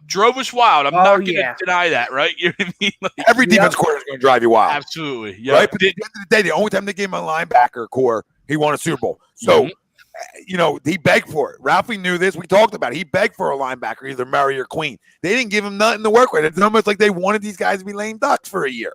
And then Howie's, with no money this year, Howie manages to go bring in all these veterans. Yeah, right. Right. How does this happen? Yeah. Like 5 months ago, we were like, Howie gonna do anything? Avante Maddox got to fucking play, right? Like got to start on the outside. Like, who's our other safety? Oh my God, right? And then the guy's finds money. Like, what, under the what was it, under the couch cushions? Where was it? Where was it? And you want to do this last year? It's like they wanted Doug and all that group to just be a lame duck because it came in power struggle. Every time this organization finds themselves in a gunfight, right? They run. They run from it. This is what they do. And every time somebody wants a little bit of power or a seat at the fucking table, you're gone. It's like Cuba. You know what I mean? It's like Cuba. They're just gonna take you out. It's gonna take you out. It's like dictatorship 101 over here. with Mr. Lurie, right? He wants. We know this. Him and Howie want it to be about him and Howie and their decisions. Yep. It's clear. It's not taking shots. It's what it is. It's ego 101 and all over in there, which is fine. You obviously could win with it, but every time we win with it, somebody's going to want more. And are they ever going to be willing to give it? That I don't have the answer for. No, they're not giving that shit up. I mean, look at Doug. We just went through that shit. They're not giving that shit up at all. No way. Yeah, I mean, if at this point Howie still has a job, I don't know a scenario that we haven't seen yet to where he's not going to have a job. But not even that. It's the guy you didn't want, right? Doug Peterson was at the bottom of the list. It was the guy he didn't want. He went and won, right, with the backup quarterback. He wins you a Super Bowl, so what do we do? Oh, let's can him. Right. And he only did it twice because I think they were going right back. And then we go rock, paper, scissors, shoot. I mean, like, if you just, man, they're not giving up that shit. No. They ain't giving up nothing. No way. No. That stadium's packed every Sunday. You know what I mean? Like, I think we were talking about that the other day. The license paid for like 40 years. Like, this isn't like the Phillies where the fans can just stop showing up. The Eagles play 8 home games a year. Whether the actual season ticket holder is there or not, that stadium's going to be packed. So there's no statement that the fans are going to be able to show this ownership group because the stadium's going to be packed every damn Sunday. Speaking of that, it'll either be the actual ticket holder or the asshole on eBay that bought the $500 ticket from him. Yep, absolutely. What is the home? Oh, the Niners. Week 2. That place is going to be mobbed when the Niners come here. Oh, my God. Yeah, absolutely. 0-17. 0-17, and you open an open practice after the season, and it'll be mobbed. Yeah, I mean, like degenerates. So, I mean, that's what we do, right? We live and die by it. Yeah. So, listen, it's exciting that it's here, though, right? I mean, no matter what your expectations are of your team come the start of football season, and I think this should go around the league. Every team should feel like they can compete until you can't, because the NFL is that kind of league where teams can sneak up and be playoff teams. Sure. So every team goes into it, unlike other sports, and you say, you know what? Everybody's got a shot. Well, what's funny, too? Like, with how limited our expectations were, right? I'm looking at who I almost call them their old name, the Washington football team is playing. I'm looking at who the Giants are playing. I'm obviously looking at the Cowboys, who they're playing tomorrow. You said at the open, Tom, that the excitement could be back Sunday night, Monday morning.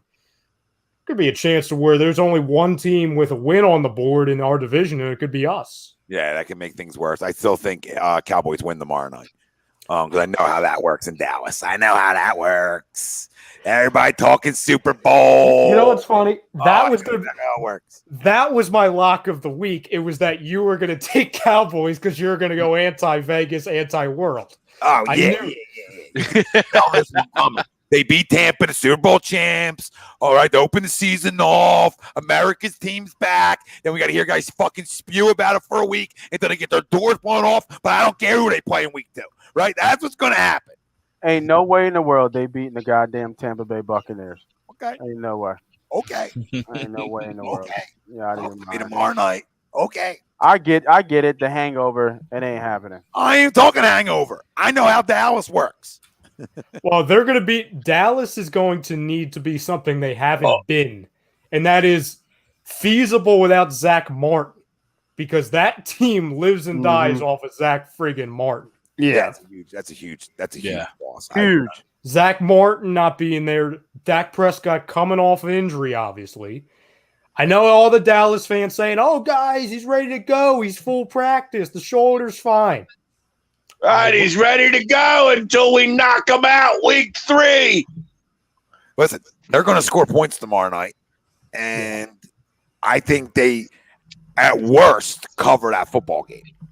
You know what I mean? But I think they might cover the line. The line's growing, 8.5, right? yeah. That's all day. That's more where I'm going off. we want to talk some. We want to go over the schedule and give some picks for games, but that's like one of my locks at 8.5. I mean, I hate picking the Cowboys, but they can score, so they're going to score, which means that game's going to maybe be, hey, maybe it is a 10-point game and they get a late score, right? Like they're going to score points. Backdoor cover. Yeah, like this is a backdoor cover written all over me. This is go to bed. 8.5's go to bed. Who the fuck? Tampa's a damn good football team. Everybody's back. I get it, but remember they had an average regular season last year. So let's not act like they were blowing everybody up, right? They got hot at the end like good football teams do, right? So, not crowning Dallas, but 8.5's a lock. Wrap it up. I agree, Jesse. He said Sue Barnett and JPP will tell you exactly how Dak's shoulder's feeling. Yeah. Hey, listen, Tampa's going to be in the dance. Tampa's going to be with because if Brady's playing, they're going to be. They're going to be there, but they lose week 1. JPP won't be able to get the full 10 count though. Jesus Christ. So does anybody else have Dallas winning? I'm just going right past. Throw it away. Safe. Let's fucking go. No. Let's go. Gene running hard. Nobody has Tampa. Yeah, I got Dallas winning, and at worst, betting wise, I definitely fucking load up on 8.5. Load up on 8.5. No, Ralph. Absolutely. Wait, Tampa Bay. Hey, this is me. This is me for free. Right? You're not allowed involved in it. This is not for free. No, I get the story. I get it because I can see it. NFL loves stories, right? They love the little story time. You know what I mean? They love the little lullabies. I get it. I can see it, but just not this game. Give me another story to tell because we can put that shit back on the shelf. You don't think they cover 8.5? Oh, they might cover 8.5, but they're not winning the game. So we can talk about Jerry and we can talk about America's team. No, they don't give a fuck about that right now. Sorry. Next. You need more people to believe you on that one. I don't know how many likes we got, but they need more likes. If you believe that right now, go ahead and pound that like button. 8.5's easy. Easy money. Easy money. Winning outright, no line. I'm not telling you to do that. I'm telling you right now, Tampa is going to be one of the biggest teasers bets going in. Everybody's going to have Tampa on the teaser. Which means? For sure. Which means? It just means it's a teaser buster. But it's past the line for teaser buster, right?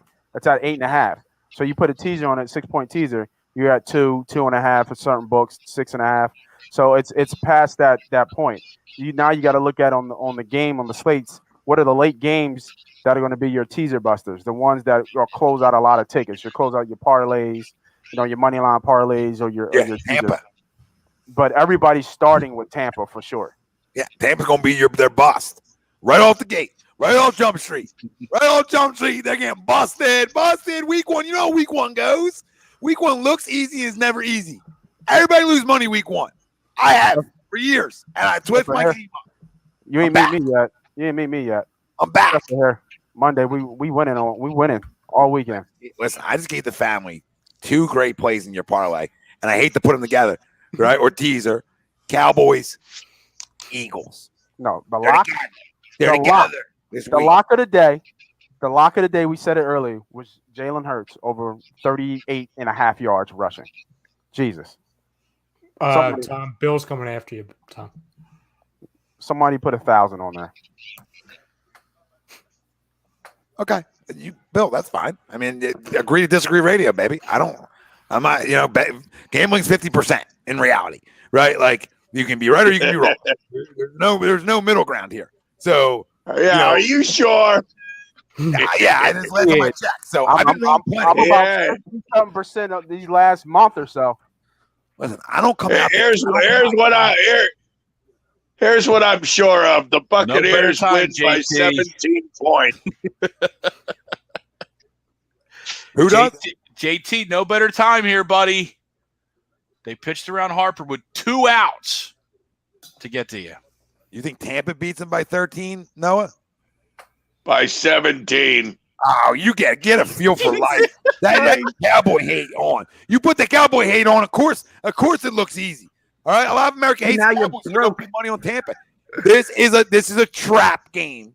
Taking Tampa, it's a trap game. 8.5's a fucking lot of points for an offense that can score. 8 is a lot. 8 is a lot of points. This is the Cowboys stunk last year because no Dak. They're going to be in games with Dak. Let's be real. I don't care how bad their defense is. They're going to be in football games because they can score a lot of fucking points. And Tampa ain't the All right, so they'll lose 47 to 30. Flying with him. 47-30. No, No, 47 to 30 is still a 17-point game. You're a jackass. Don't give the people bad advice. I'm winning the people a lot of money right now. Eagles, Cowboys. I'm winning the people a lot of money right now. Go to bed. The Bucks are like minus 600. Yeah, I'm not telling you to pick them to win. I'm saying the 8.5. So the 600 doesn't do nothing for me. The spread is where I'm really puffing my chest. I can see the Cowboys winning outright too. Like I can just see it, but I'm more saying they cover that spread as my guarantee. And whatever way you want to line it up. 51.5, Pop. Over. Offense always ahead of them. They know where they're going. And it's ring night too. Tampa's probably going to put up almost 30. You ain't slowing Tom And down. Tampa brought their whole team back too. Yo, Nobody left. That's what I'm saying. Like in machine, and then you got a healthy AB. Mm-hmm. You know what I mean? And no drama. That's right. No drama right now. That's right. Tampa's at home. Yep. And ring night. Ring night. And ring night. The banner goes up. Banner goes up. Ring night. That's why Tom likes the story, right? You see this all the time, right? You see it all the time with ring night. You know, it's the beginning of a new season. They're in the hunt. They're in the dance to be in the Super Bowls. And then what you have the old time story of Dallas Cowboys. It's just not. It's. I get it, but Tom is the outlier.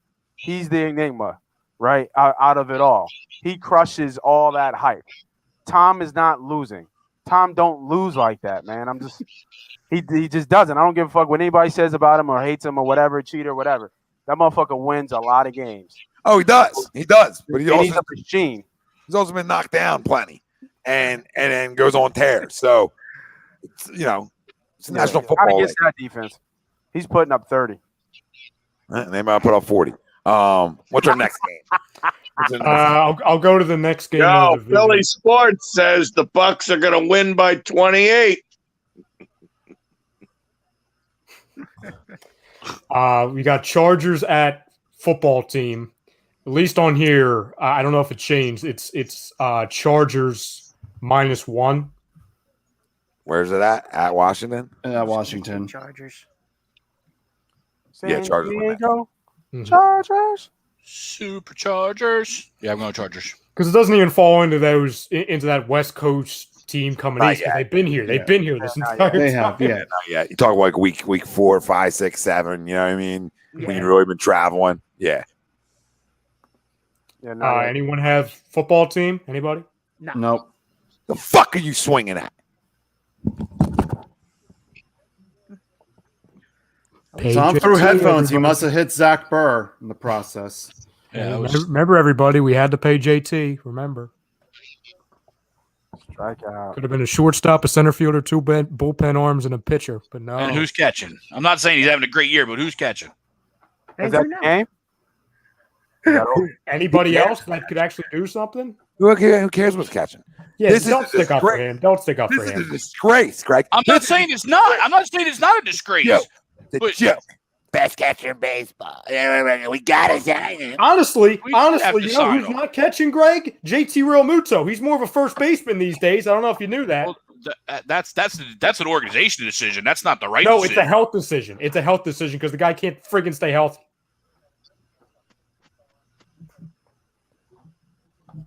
Atlanta's losing though, right? Nah, doesn't matter anymore. They were tied last I saw. Doesn't matter anymore, guys. Yeah, the Eagles are here Sunday. Guy can't even get a big hit. Can't get a big goddamn hit. No, Real they are down 4-2, bottom 9. Good for them. They'll come back and win. Wonderful.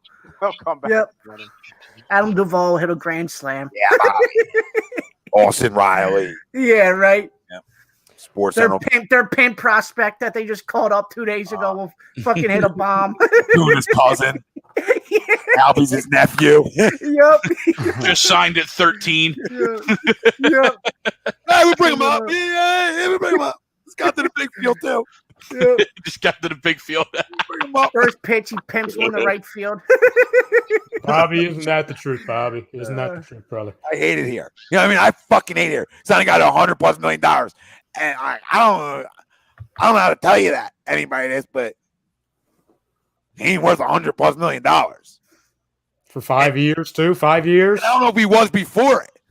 He was a very good catcher. The best catcher in baseball, I thought, was a slap in the face of a lot of guys who were damn good back there and have been for a while. So, best catcher in baseball, one of the best athletes behind the plate, sure. Best catchers, Tom, we could have used that money on a shortstop, a pitcher, a center fielder, a bullpen guy. Well, they still could have done that all before they paid JT. They paid JT late. So, you know what I mean? Like, if they wanted to spend the money, they could have spent the money. But they didn't spend the money because they were still trying to get JT because the fan base, we won't come to your games because you need to sign the best catcher in baseball. Well, there was no other options at the time. No, you had to bring him back, but then you got to sign guys around them. You got to go over. No, I agree. That's their position. That's what they did. You know what I mean? Yeah.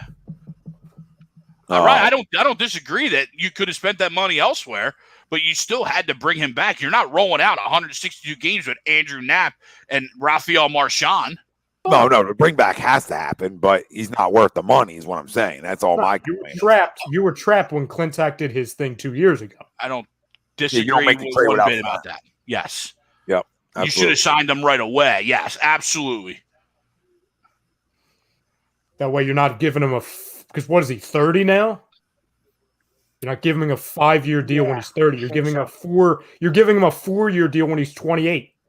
Yeah. Before he starts falling apart. He's batting 250 with 14 home runs. Like what? That's killing you in this lineup when they got to hit. No, Pat, he is killing us. I'll stick up for JT. You know what's also killing us, fellas? How about this beleaguered bullpen that can't get an out when it's crucially needed? You know, our lineup. I ain't doing that. All your money's in your damn lineup. So I understand it. I get it. Oh, I know. But they haven't hit. They go through too many ups and downs. Where I get it. It's baseball. Oh, I know. 2 days ago we scored 12 fucking runs, and then the last 2 nights here we can't even come up with a clutch hit. Tom, I know. I got to ask you this, Tom, and I almost called you the other day when this happened, and we'll get back to football, obviously. I'm not trying to take it too far out, but real quick, it's not 26-point leads because Major League Baseball now brings it from the 7th inning on. So it's not essentially 26 blown leads in the 9th. It's 26 leads blown after the 7th inning, but Major League Baseball trips over their fucking own words, okay? And at the end of the day, that isn't good, but at 162, it's not atrocious. Come back and win a damn game because the good teams figure out ways to win. So that number doesn't do it for me. I know the bullpen hasn't been great, but they also haven't been terrible either. All right, and I think that stigma of the year before isn't the same bullpen. Every bullpen in the league gives you the oh my god, our bullpen, right? But I think they've been pretty solid, especially as of late. Well, they've been better than last year, that's for sure. Better than the last couple of years. The good teams get the big hits.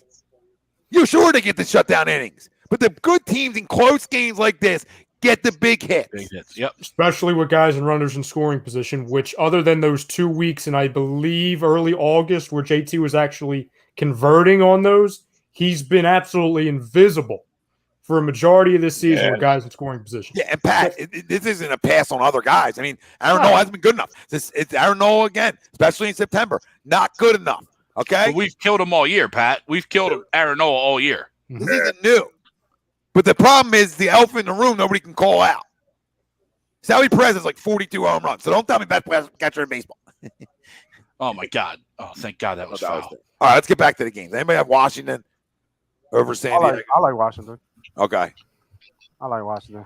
I almost want to buy into because again, this is going to be September of Fitzpatrick. That's like his golden time. Yes, sir. He always starts off hot. I can't do it though, just because Like a fair the Chargers are really freaking good, and they're actually healthy right now. Yeah, Derwin James is actually healthy. Yep. Yeah, the only thing that and I completely agree, but the only thing that gives me hesitation a little bit on the Chargers is kind of what gives me hesitation right now on the Eagles in game 1 is the rookie head coach. Okay. You know what I mean? I mean, I still take the Chargers. I would like them a lot. Week 1 though, Greg. What? Where they just don't know what you do yet. You think Could it's be. going to give you an advantage in week 1? It could be. It absolutely could be. But I think it also could get to the point where you're overwhelmed and you don't know kind of what to do, right? Yeah. You haven't been there technically before, right? You know what I mean? And you don't know those real emotions, right? I doubt those emotions are there for preseason, right? The jitters, those emotions, they're there for, the real games. Yeah, I mean, if Washington wins this game, it's going to be based off of the trenches just because, obviously, I don't need to tell you what Washington has, but also you have a lot of new pieces on the Chargers offensive line. So that's the biggest thing. Agree, Pop. And I know I'm not sure if he's still in the injury report, but I know Mike Williams has been banged up. I know they still have Keenan Allen and stuff, so they can get by. But I say the Chargers are healthy, but they're still banged up a little bit. I know Eckler is a question mark where it looks like he's going to play. Yeah. But other than Nate, everybody has Chargers. Yep. Correct. Yep. Yes. Third and final game in at least of our division, and that's Broncos going to New York to face the Giants. And on my sheet, I don't know if it was updated since then. It says Denver -3. Giants. Coonrod with 101. Okay. All right. What was it again, Rye? Denver -3. That's very strange. Where? At the Giants. In New York. Yeah. Teddy Two Gloves is coming cross country and laying 3. That's very strange. Denver's defense really good. Give me Denver. Yeah, I was about to say the Denver. It's the Well, could that be because you have Kenny Galladay, who's been banged up, and also the question mark with Saquon? Oh, and the question mark with their quarterback. Yeah. Mhm. And their offensive line. Their offensive line is sucked. Question Even in mark. Yeah. Their defense is good. Yeah, I I think think we what- like their defense. Saquon is what, a game time decision? Yeah. Yeah. Yes. And I would imagine even if he plays, sorry to everybody who drafted him in fantasy, I would imagine they would probably have him on a pitch count. Yeah, the I would line imagine. dropped a little bit. It's at -2.5 now. Okay. A little bit of money, a little bit of money on the G-Man. This is Broncos have a great defense. Yeah, they do. I like the Broncos in that game. Yeah. And they What were do you hurt a lot last year. What did everyone say? I took the Giants. Giants. What happened to Bradley Chubb? Did I read something that he got in trouble? He's not playing. He's out. Do you have a reason? I forget what it was. I don't know if it was I just didn't know if you injury know. Well, Like, wasn't give me there? 2 seconds. Yeah. Don't they have somebody else behind them? Oh, they have layers over there. Yeah, like they have another impact DN, if I'm not mistaken. But hey, fellas, while you guys looking at that, man, I'm gonna jump off here, man. Tomorrow, for everybody who's still with us, I'm going to be releasing on all social media platforms on Money Pop Podcast. So go follow us on Instagram, Twitter, whatever. I'm going to be releasing. Since we didn't do a show last week, we were going to do some of our future bets from our division winners and stuff like that. So Okay. look out for that tomorrow before the game. So we'll get those in before the games and get those tickets in. Sunday, we're doing the full slate as the guys are doing here. We're going to go a little bit more in depth with some of the props, some of the lines on Sunday, 10:30, Money Pop Podcast. Check us out, me and the boys. And, of course, get on those memberships, man. Y'all still out here. Y'all still with us. I see some greens still in the chats. Let's make them all green. You know what I mean? We all bleed green here, man. Let's win some money. Go Birds. I'll see you boys later. Let's go. Later, See you, Nate. See you, Good Nate. stuff, brother. Take Ralphie, care, Nate. Ralphie, I just want to ask you. Just that Arrest one- it. Yeah, I was going to say he got Yeah, arrested. something with the warrant or something, but I don't. Failure to appear in court. Yeah, something. I don't know. Briefly detained on a warrant. I didn't see. I just wanted to confirm. I didn't want to throw that out there and be like, "Oh, I think he got arrested," because I wasn't sure. But yeah, I think he got It's arrested. just a misunderstanding. That's all. Yeah. But yeah, he's not playing. So I still the Giants stink. I got to go Broncos. I think the Broncos. I don't love either of their quarterbacks, but can Teddy Bridgewater use his weapons more and more efficiently than Daniel Jones? I'm going to say yes. Hot take. Yeah, I know. I'm Hot going take. Broncos. Yeah. And that's not like crown the Broncos. I'll go with the Broncos. They're just better. What's the next one? Let's see. We will just go right in order here. Pittsburgh Steelers going to Buffalo. Ooh. As of this morning, Buffalo was -6.5. Buffalo. I will take Buffalo as well. TJ Watt. I'm gonna go Reminder: against the line, TJ right? Watt I'm might going not against the play. line, because I'm taking Pittsburgh to cover that game. I'm not saying Pittsburgh wins, but they cover. They cover 6.5 there. Just a reminder, everybody: TJ Watt might not play because of the not hold out, but the hold in, the contract dispute. So he may not play.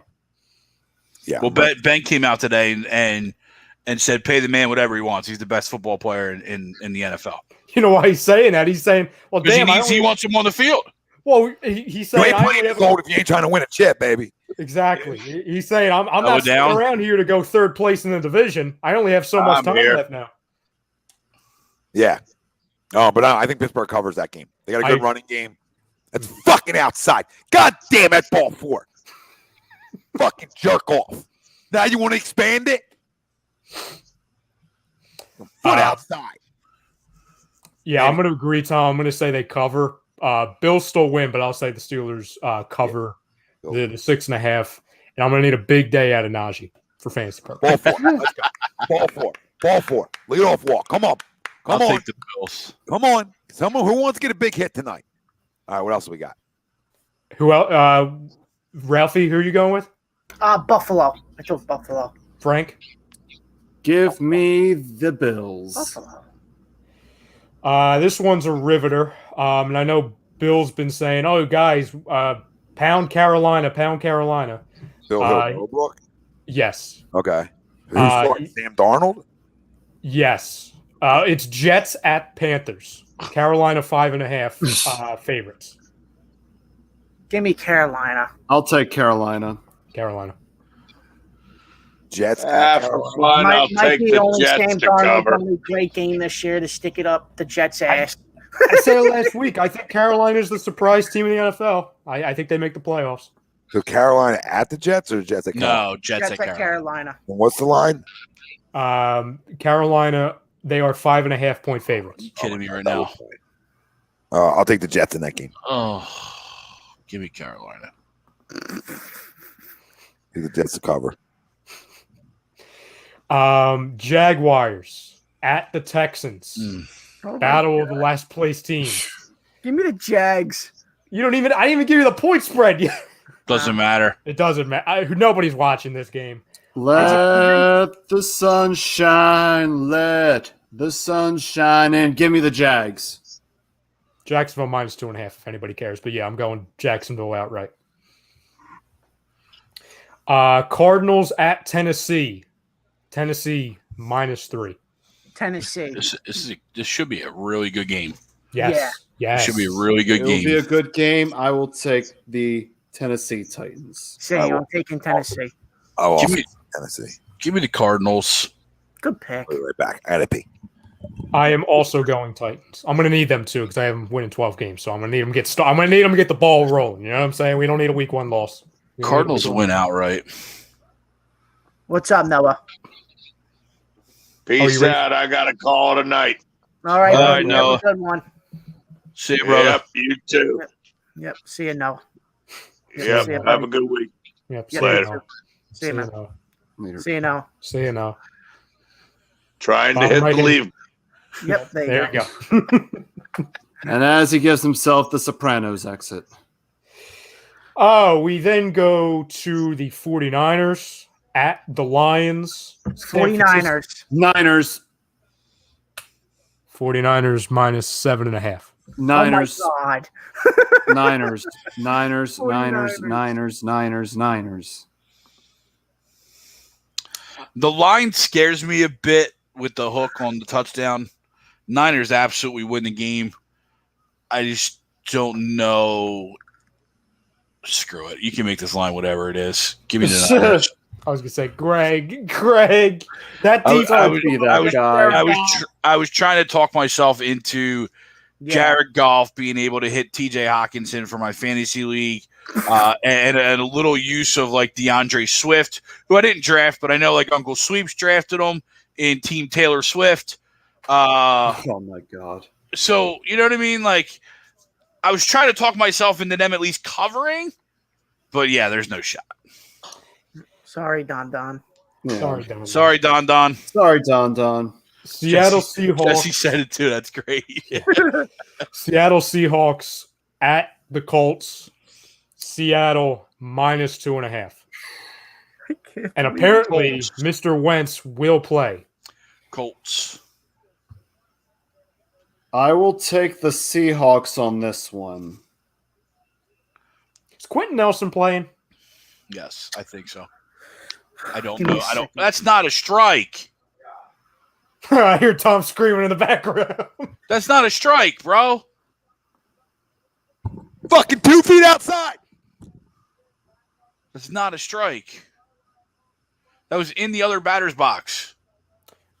Ralphie, who are you going with, bro? Seahawks on this one. Seattle. Frank? Get through. Give Oh, me- are you kidding me? Are you kidding me? As the Colts fans will say, as they will fall to the Seahawks. I'm going Colts. Tom? Did he really just catch that? He did. Is Tom with us? Tom? No, he's not with us. We'll come back to him on that one. Minnesota Vikings going to Cincinnati. The return of Joe Burrow. You've got Minnesota minus 3. This is in Cincinnati. Yes, I'm going Yeah. Bengals. I'm going Bengals. I'm going Minnesota. I will take the Vikings. Rod, do you have the Bengals winning or just Yes, covering Bengals, the 3? Bengals outright. Bengals outright. Interesting. Yeah. I could see it. Their offensive line scares me, though. And Minnesota got a bunch of defensive guys back and healthy. So you'd assume they'd be better. Who, though? Because they're also prehistoric. They are a bit old, you know what I mean? When you look at like the Daniels Hunters, Anthony Barrs, right? But they're healthy. And Everson Griffin. They brought him Everson back. Griffin came back. I understand where you're at, Ryan, but you also have to look at how bad the offensive line is for the Bengals. Oh, I hear you. That should be You know what I Penei mean? Sewell season. So- I hear you. That should never been never have been Jamar Chase. I hear you. Yeah. Give me the Vikings. I'm sorry, that is your boy. I forgot Jamar Chase is your boy.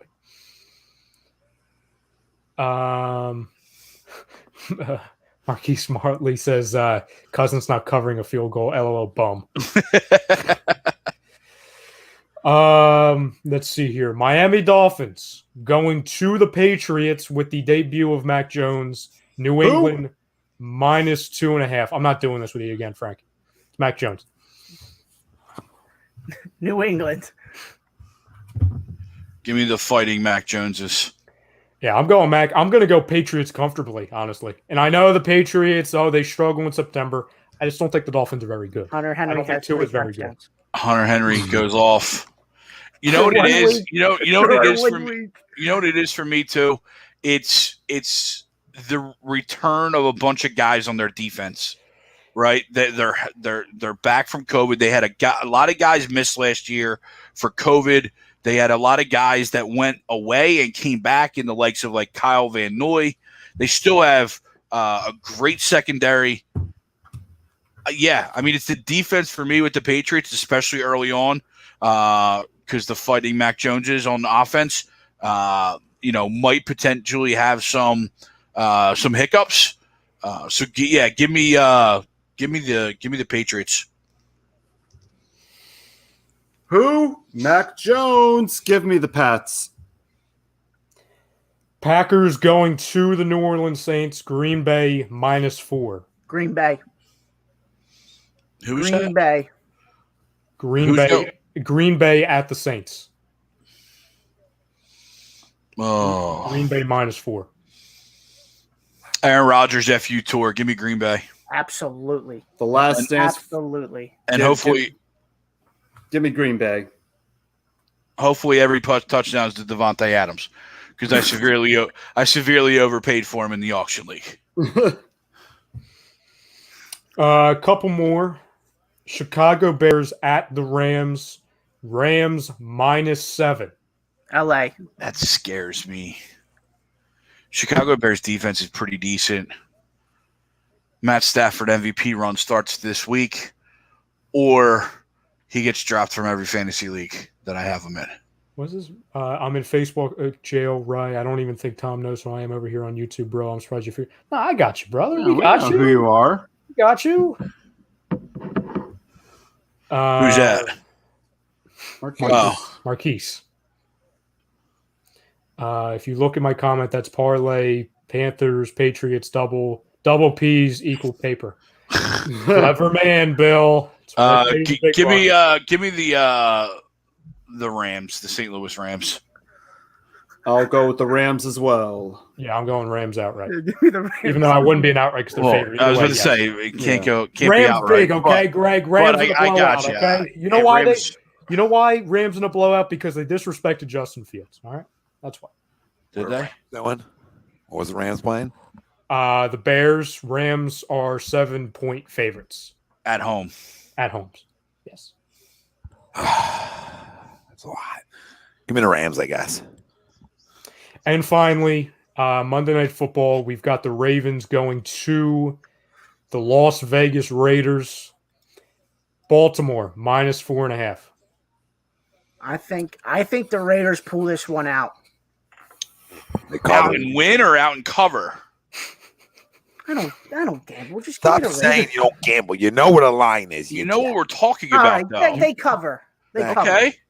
I agree with you there. I think it's a lot of points for the Ravens to be laying on the road on week one, at least, right? If they're rolling week 3, 4, and then they go to LA or they go to Las Vegas and you want to lay 4, cool, right? But I think there's a lot of points to lay on the road. I think they win, but I agree with Ralphie. I can't believe I just said that. They cover. Yes, I did, Jesse. I completely skipped over it. My fault. Cleveland Browns. I'll go with the Ravens. Cleveland Browns going to Kansas City. Did we get everybody's pick? 6.5. I'm sorry. What? Tom, did you go? Did you agree with the Raiders? Yeah, I'll take Vegas to cover. Yeah. All right. Sorry, Rye. Browns at Chiefs. Chiefs 6.5. Oh, Browns. It's a payback game for last year. They knocked them out of the playoffs. They covered that game. Yeah, It's they close. did, didn't they? Cleveland's defense loaded. They are. So, I mean, You know what's funny, too? They're so You know loaded what? that Greedy Williams is not even starting for them. By the way, Howie, if you want to get cute, give them a call. You know what I'm saying? Greedy Williams. Send a little pick over there. Newsom beat him out for the job, and Greedy Williams is a really good player. I agree, Tom. I think they'll cover. I can see him winning it outright too. I just don't want to go down that road. But for people that are gambling, but like it's probably a good money bet for him outright. You want to put a little something on him because it is a payback game for him. And early on in the year, they can run the ball. Cleveland, they can control clock like they did last year. And the weather's more conducive for Baker to throw the football around. Landry and Beckham. I mean, they got playmakers on the outside too. So I don't know. I like Cleveland in this football game, and not because Baker's my son, just because I love him to cover. I love him to cover. Like him to win outright. You know what? I didn't even think about the revenge factor, Tommy, because you're absolutely right. And before thinking that, I almost said this line, you can put this line at whatever, and Kansas City's going to come out just firing all cylinders, right? But then thinking of, the revenge and all that side and factoring that all in, I mean, you sold me on the Chargers to cover. I do think the Chiefs win, but Chargers cover. Browns cover. If the Browns were at home, I would actually say Browns win the game. Mm-hmm. It's just That's so what I'm tough thinking going as to well. Kansas City. It's just so tough. So I'll say they keep it close, but Kansas City wins the game. I'm going to say Browns cover, but Chiefs win. All right, so this thing we'll start doing every week. What about – hold on real quick. What about Youngstown State going to Michigan State? I mean, Who wins that's an obvious win right there. for Youngstown State, right? 70. What's the Ralph line, tried to Greg? rig it. Ralph tried to rig it to give him a cupcake. Now I smell Appalachian State, Michigan. Shit. I'll cry. Upset City. I'll cry. Greg, what's the line, Greg? Let me get that for you. Yeah. I don't think there's a line for that game. Oh, there's a line. There's a line somewhere. If there's a line, it's going to be like astronomical. But I do have the line of the game that I'm going to on Saturday. Army, right? Army WKU? Yep, Army WKU. There's a line for that one. Both coming off very convincing wins. The triple option. Yeah, WKU against the triple option. It has Army favored by 7. What up, Don? What's up, Don? What up, Don? I mean, it's hard to pick against Army just because you feel like they're locked but in. knowing all the game, like the series wise, WKU has won all their games against them, and we have beat their triple option several times before with Jeff Monk and his coach, and our offense has been very explosive. So I'm going to take the spread at 7, and I'm going to take the over. So let's get into everybody's lock of the week. It could be a game, a team winning. It could be a player performance. Yeah, I mean, I have a few. I told you, Dallas covers. Okay. Eagles win outright. At least cover. If you get a 3.5, I'll take 3.5 all day. Devontae Smith has a great game. And there's some other ones. Like I really like Cleveland in that football game to cover. There were some other good ones. But I feel like those 3 are going to be my locks with a side piece of Devontae, just because I love him. It's like my kid. But I think those 3 games are good games to play around with because I think they're the reason Vegas wins money. Everybody smells Tampa, but it's 8.5. It's 8.5. That's more than a touchdown. Okay. Let's go, Don. I hear you, brother. What do you mean you hear him? He said he got Atlanta 35-17. I know. I had Atlanta winning 28-21, so I hear him. 35-17? Oh, my God. Their plane might not be allowed to fly back. Their plane, Greg's plane. He's going to be flying back the next day, too. Boy, I agree with you, brother. These got a ton of fucking weapons to distribute the football to. They cover that game. Cleveland covers. Eagles win outright too. Not that I'm saying those teams win outright, but that's fun plays on both those other teams that play them outright too for a small amount. You know what I mean? This is a little small piece because they'll probably be plus a good amount of money. For sure. My lock of the week is Sam Darnold throwing over 400 yards to stick it up the Jets' ass. Jesus, Lord have mercy. Yeah. See, I was kind of going there, but Jesus, Ralph. You guys are insane. You guys are flat out insane. Kyle Wilson's gonna have a better game than Sam Darnold. Why didn't say it? Sam Darnold said he saw ghosts. One time you say you saw ghosts, you may never play again. Hey, he's got better weapons now, though. You gotta give him that. Cowboys are plus 340 on the money line. Eagles are plus 150 on the money line. Browns plus 225 on the money line. That line's actually moved to 5.5 now.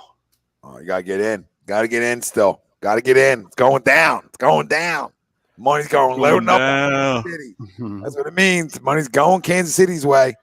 Get in. I've got 2 locks. I've got a national one. I'm not going to do the Sam Darnold 400 plus yards thing, but I am going to say, what's the line? Carolina -5. Yeah, I'm going to say Carolina by 2 touchdowns. I will go there. Listen, I love you guys, but you guys. I understand the Jets, but you guys are booking Carolina for things like it's Carolina. It's Carolina. Like, it's a lock of Carolina. I'm not saying Sam Darnold's going to be doing this all year. I'm just saying he's going to. Well, you started the year with 400, so he might as well. Yeah. So what else? What's going to change? I like Carolina because of their defense. I'm not a big Sam Darnold guy, but I love their defense. I think their defense is really, really good. Matt Rule is a really good coach. Yes, and Christian McCaffrey healthy. Like, I just think Sam Darnold needs to be fine. Well, we'll find out what Sam Darnold is. That's why I can't guarantee none on Carolina. We're him. with him. You say it's all ghost. A little pressure. Done. That's all I need to know as a defensive lineman or a defensive coordinator. We just bring everybody. Bring the ghost. I know their defense is good. I'm not taking anything away from the Panthers. I'm just saying, with that dude, quarterback, it's hard for me to lock him for anything. There's 4 picks. The other one, I'm going to say lock of the week. Javon Hargrave will have at least 2.5 sacks. All right, he's getting hurt first. I'm not you, Greg. I'm not you. A lot. I mean, listen, he should play next to that guy. I mean, I'm not saying 2.5, but he should at least get a sack and put pressure on a quarterback for sure. Playing next to Fletch, you almost need him to have like 10 on the year. That kind of impact. Yeah.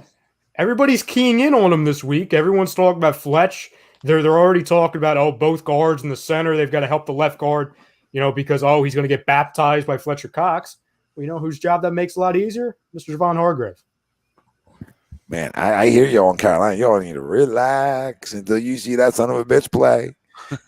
Playoff team, Tom. I'm telling you, playoff team down there in Carolina. It's crazy. Wow. Wild card. True. Fucking 85 Bears. What are you guys trying to tell me? Wild card. There's no wild card. It's fine. This dude has shown he can't play quarterback. It's the Jets. I don't give a shit. Kyle Wilson's going to show that he can play quarterback because he's just a better quarterback. And I'm not even a big Kyle Wilson guy. He's just better than Sam Darnold. Who? Zach Wilson. Zach Wilson. That Kyle doesn't fucking matter. You love him. You love him. You call him by the wrong name. I said he's better than Sam Darnold. No, you love him. We've touched. You love him. It's easy to be better than the guy who stinks.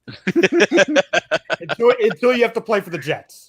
We'll see. The one guy moves around better, got quicker release, and one guy thinks better. I think the Jets might have lucked out having this happen. Not that Sam Darnold stinks because they didn't want that, but I thought he stunk from day one. I thought he was way too high of a pick. I didn't think he was good enough, and here we are. So I just hate Sam Darnold. That's my whole thing. So I'm a Sam Darnold hate things. Carolina, but their defense is very, very good. I totally. Right on board with you guys on that. And the Jets could throw 4 or 5 picks. I don't fucking know. You know what I mean? So, you guys are guaranteed in your locks are your locks. But I like debating. It's fun. This is Molly Mall saying, getting deployed next month to the UK. I'm going to try to catch you guys live with time difference. Molly, thank you, brother. Thank you. Appreciate you, sir. Yep. Thank you for your service, my man. And absolutely, anytime you want to come on, we love you. Greg. We can, Jesse, because he stunk at USC. Yes, we fucking can. Yes, we can, because I just did it. He wasn't good enough at USC to be worthy of where he went. Got mono hooking up with 18-year-olds. I mean, living the dream. Come on, you can look at the face and say he won't be able to play at this level. But it is ironic though, right? That Matt Rule, an offensive guy, did choose Sam Darnold over Teddy Two Gloves. Yeah, because you're going off of a guy he tried to recruit too. Probably, yeah. So knows a little bit about and fell into the love story of what he was in college a little bit. The hair can fool you. Hair fools a lot of people. But I do like Matt Rule. So go ahead, Greg. Yeah, no. Looking at these games, there's a ton of heavy road favorites, and that scares you. You know what I mean for week one because you just don't know what week one's going to hold. Right? We saw that with the college game last week. How a lot of teams started out slow, and especially a lot of the heavy favorites didn't cover and stuff like that. One of my locks is a road favorite, a heavy road favorite. I want to go 49ers over to Lions. I just don't. I tried to talk myself into thinking that the Lions could at least compete in that game. And I'm not going to call it a lock. I'm going to call it a gut feeling. Huh. Colts win the game on Sunday. Who are they playing? Because I missed that one. Seattle. Seattle's laying 2.5 in Indy. Okay. So I'm going Colts win it. What's the score you got on there? Gut feel. And what else is in your gut for that game? What else? Can I feel something else in your gut? For that? I mean, Carson might throw for 300. Fucking Christ. Here we go. You might want to start Michael Pittman in one of your 7 leagues because I think he's going to have a good game. Uncle Sweeps is Taylor Swift team. I think is going to run on the Seahawks. I get a score of 28-17. I think Carson sees the Seahawks and has a little bit of revenge in his head from knocking them out. It's the last thing he saw before he went. You don't hold grudges like that. He's yeah. And then my other lock is the Jaguars on the road against the Texans. There you go. There's my 3. Okay. That's crazy thinking, Trevor Lawrence. You're locking Trevor Lawrence week 1, but it's the Houston Texans. Yeah, you don't know what they are. Not that we know what Jacksonville is either. Yeah, especially with Urban Meyer and new coach, new system, everything. Yeah. Yeah. I don't want to say why, but go ahead. Before I go to sleep, Daniel Jones started 15 games, so 11 TDs and 10 picks, and I love y'all. Bros, praise God. Right back at you, Marvius. Yep, fucking stinks. Marvius, stinks. Stinks. Go ahead, Frank. Let's see. My luck. You know what? Give me the Titans over the Cardinals on this one. Okay. A lot of weapons for Tanny. A lot of weapons from Tannehill, and I think I'm still not a fan of Kyler. I'm not a fan of Kingsbury. It's the good hair that does it for you, isn't it? Yeah. I mean, I don't even know how Kingsbury got the job in Arizona to begin with. He probably just walked into the front office and just winked and was like, "Here you go, you got the job." Jim Jott, what up? Thank you, brother. But I'll go with the. Did he become a member tonight, or we missed him? No, he was yesterday. We were talking about a pre-show. He was the guy. Oh, nice. What up, Jim Job? Yeah, Friday Nights Fan Friday is an easy way to get in. You talk to Jake and Pete and get the link and come on in, and we're going to be doing other members live only exclusive stuff too. So we got some other fun things coming up, but that's the start right there on Friday nights. And if you ever want to call in for 2-3 minutes per se on shows during the week, you just send your name to A2D Radio, and they'll send you over the link to hop on for a couple minutes. Done and done. That's what we do for our members.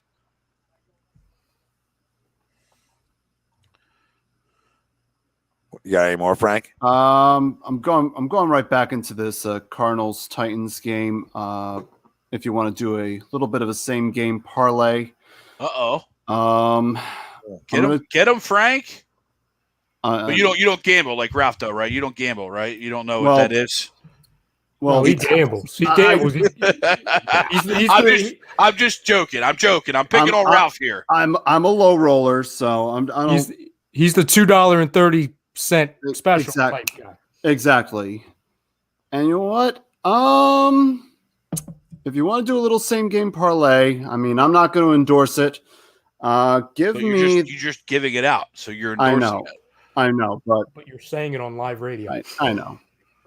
Yep, live radio. Just to play around with it.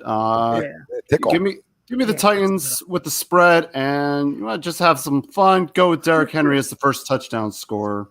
All right. I like it. My fantasy team likes it too, Frank. Yeah. As is mine. I just picked them last night in my 45th league. Just a vape, Jay. Done with the cigs. You know what I mean? Put them to the side. 5 days right now. Nice. You're keeping track at home. So we're going to continue to try to go on that track record.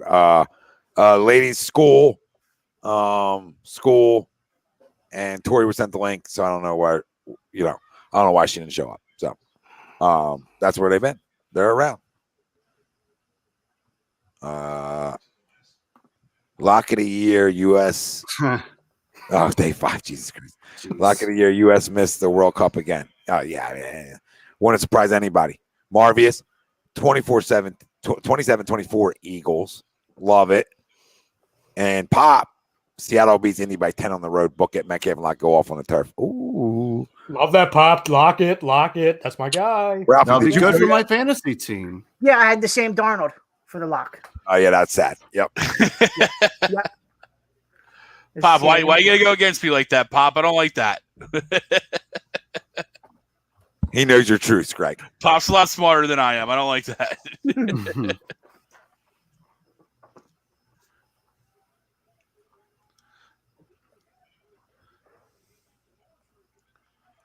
Yeah, Jay, we appreciate you. I got Lockett on the bench in one of my leagues too, just because I'm loaded a wide receiver. And my Philly sports passion, my lock, Rams over Bears, 38-10. Ooh. They'll be coming for Justin. MVP talk. If they put out 38 on the Bears, Matt Stafford MVP. Hey, that's backup quarterback in our league. You might hit, get That's some good, value back for him. Play, by the way. Like, not knowing what the money is on that, but that's a good play. Matt Stafford? Future. Like, Matt Stafford like MVP. Plus 1,600. Oh, my God. I would fucking dabble all in that. I already am. Robert Woods, Cooper Kupp. I mean, he's got guys to football, too. Yep. Oh. Sony Michel out of the backfield now as well, too. Yep. Whenever he's ready to go. Rodgers is going to be MVP back to back, Jesse says. Could very well be. Could very well. Actually, plus 1,800. Wow. Rome, 20. What up, Ro? 24-23 Eagles. All right. I like it, Ro. I like it. Heck yeah. What else we got? Some Eagles parlays. Philly Sports Patch says Hurts 2 TD passes. Smith anytime TD. Ridley anytime TD. Eagles +3. Yep. Good ones. No, I don't know. Mo, isn't he still there? Yeah. No, he's still there. Yeah. D-Jax is with the Rams, I think. Should be. Yeah, he's still there for a week or two. Till he gets hurt. Week or two. Or he goes off all year. Stafford MVP, yeah, like you said, plus 1,800. Wow. Load up. There's one I don't get, though, right?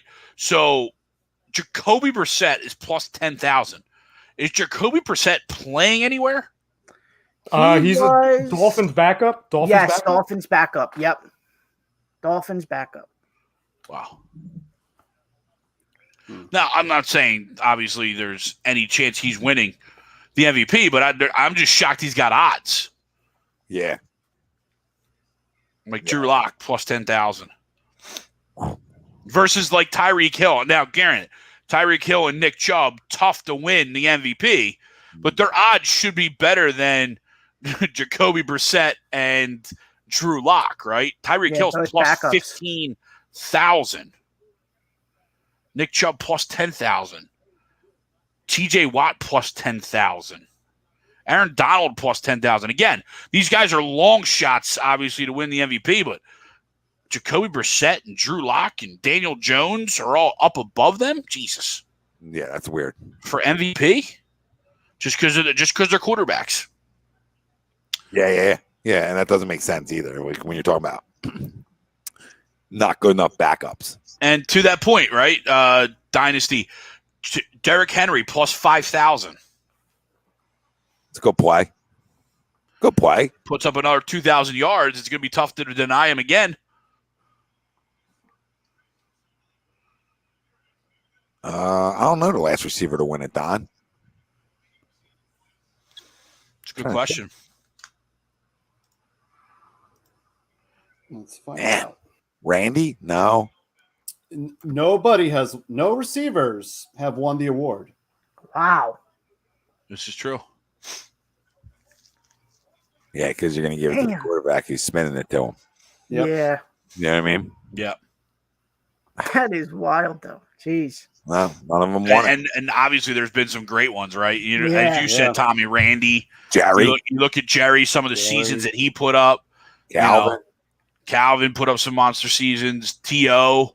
It's crazy. Guys to work with. There's some guys to work with. You know what I mean? Some guys that help quarterbacks a little bit, right? And they didn't get love. I guess we should have saw that coming when Justin Jefferson doesn't win Rookie of the Year last year. You know what I mean?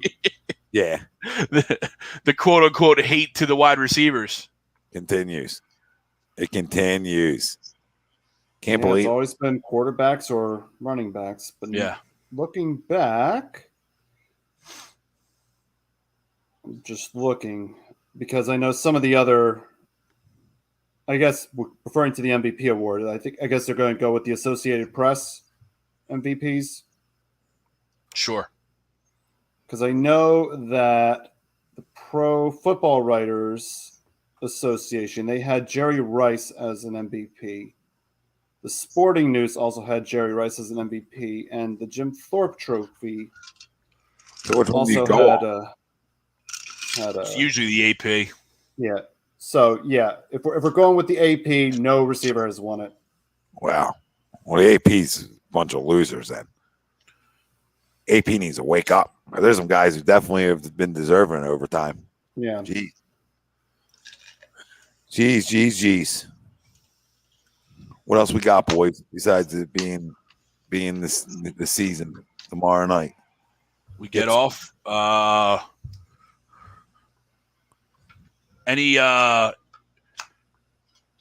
We just ran through some MVP. You want to do a couple offensive rookie of the years? I know we did a little bit this last week. Not much is, some of them have changed. Devontae Smith went up at plus 2,200. Yeah, I mean, the receiver now. Conversation. Yeah. What kind of year does he need? Someone who snuck in.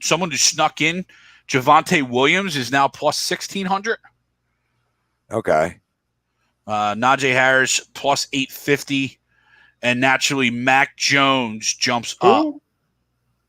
Mac Jones jumps up to plus 600. I think before he was named starter, you could have gotten him at the plus 12, 1,500 range.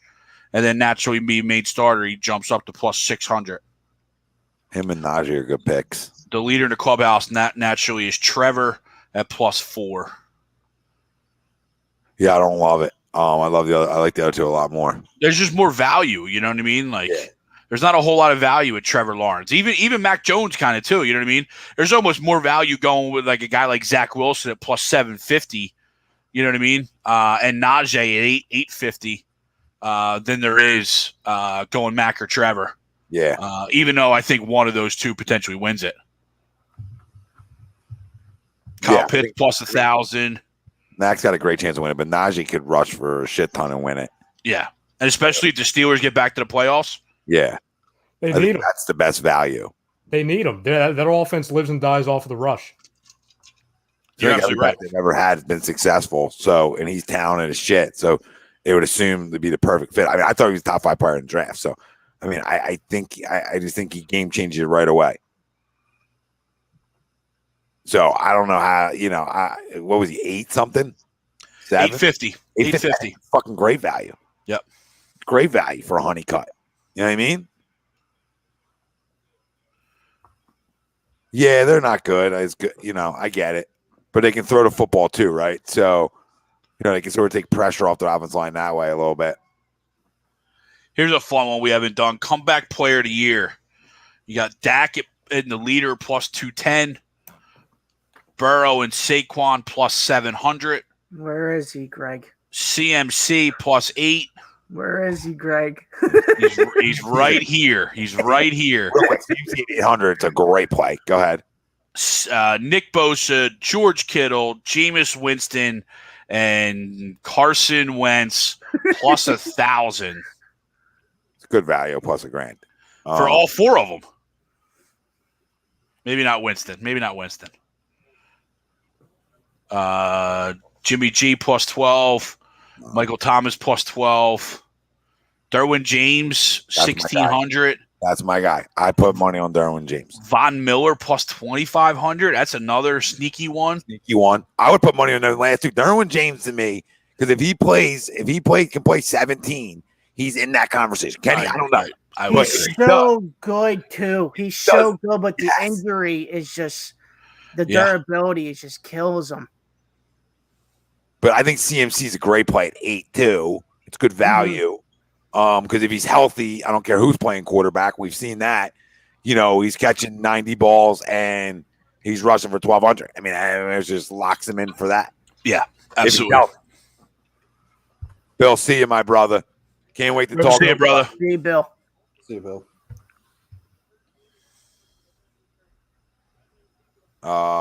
Did Alex win it last year? I don't know. Yeah, it was. I think they Yeah. did. Yeah. Yep. Yeah, Nick Jay, we Siri- talked about it. Sorry. Oh, sorry. No, go ahead. No, I was just telling Jay we talked about Cox and Hargraves, right? Brought it up earlier. Yeah, Jay. As rookies. So, good times. Nick Just- Sirianni plus 3,500 to win Coach of the Year. I'll put $100 on that. Why the fuck not? Brandon Staley with the Chargers, rookie, is plus 1,000, leader in the clubhouse. Yeah, plus 1,000 is a good play for him. But, I mean, 3,500. Why not dabble? If you think they're going to be decent, why not dabble? Billy plus 12, Urban 14, Smith and Shanahan 14, Rule, Flores, Fangio 16, Kingsbury, Peyton, McDermott, McVay, LaFleur 18. Everybody's got value. Yeah. Oh, look at McVay. Oh, that's a good play. Yeah, Yeah. I agree. I think the McVay and the Shanahan, I just think they both have kind of bounce back years, which naturally puts them in the conversation. And to your point, Tommy, with McVay, if they potentially have a Super Bowl or a Super Bowl team or an MVP contender in Stafford, obviously McVay is going to be in the talks, in the conversation. And I think Sirianni is a sleeper play. For me, how I think the Eagles can win 11 games. And you're a rookie head coach. You might put yourself right in that conversation. So we'll see. I mean, I just think for 3,500, why not? Yeah. Why not $20? $20. And, that's a good play. But 20 wins, he's 720. yeah, I mean, fuck it, why not? And or try to make it whatever it is to win 1,000. So Yeah. that's all you do, and you realize he's probably not going to win it, but then you hedge your bets with McVay and some other guys. Mm-hmm. Don, what coach is on the hot seat? I think there's a couple. I think Joe Judge in New York, just with a lot of the drama that's going on this offseason and this preseason. Matt Nagy. And I was just going there. Absolutely, Matt Nagy. Tommy, here's another good play too for the coach. Mike Vrabel plus 3,000. Well, I like that. Wow, That was mine. Yeah, that's what I have. Mike Vrabel plus 3,000. I just saw it. I just kind of scrolled through it. That if the Titans are who the Titans think they're going to be, yeah, that's a good he's play. going to be in that conversation. I also think Mike Zimmer's on the hot seat. Yeah, absolutely. I know he's got a lot of pull up there and a lot of but if you don't win, that's hot, right? Yeah, Pete, but I don't think they would fire him. I think they would just part ways. But I agree with you. I agree, Benny. I I agree, don't Ben. think they do it, but he's been mentioned a couple years. Yeah. Mike Tomlin. Never, not yet, not Yeah, yet. I was just throwing it out because I agree with the whole- thought process, Ralphie, Yeah. but yeah, I think it's because they probably in their head counted last year as a no play, not only with the COVID, but no Ben, right? Yeah. Now you get Ben back, regardless of how old he is, and what goes on in Mike the bathroom. Tomlin's such a good coach. They're gonna give Mike Tomlin, I just caught what you said there, Greg.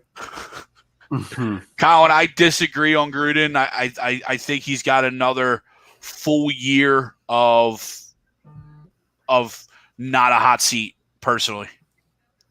Well, I'll kind of go on the same line as Don because I was going to ask this anyway. Because we always see it, there's always a handful of in-season firings. So who will be the first coach fired this season?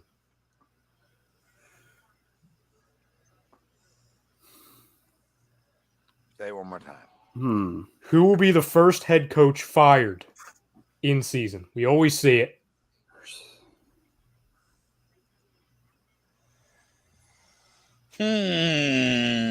By the way, Ralphie.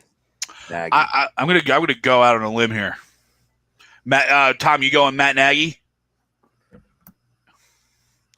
Yeah, I thought that, especially the decision to not go Justin Fields right off the bat. yeah. I just I think mean, their jobs that's going are to all over. hang. Yep. Yep, that's going to hang over them.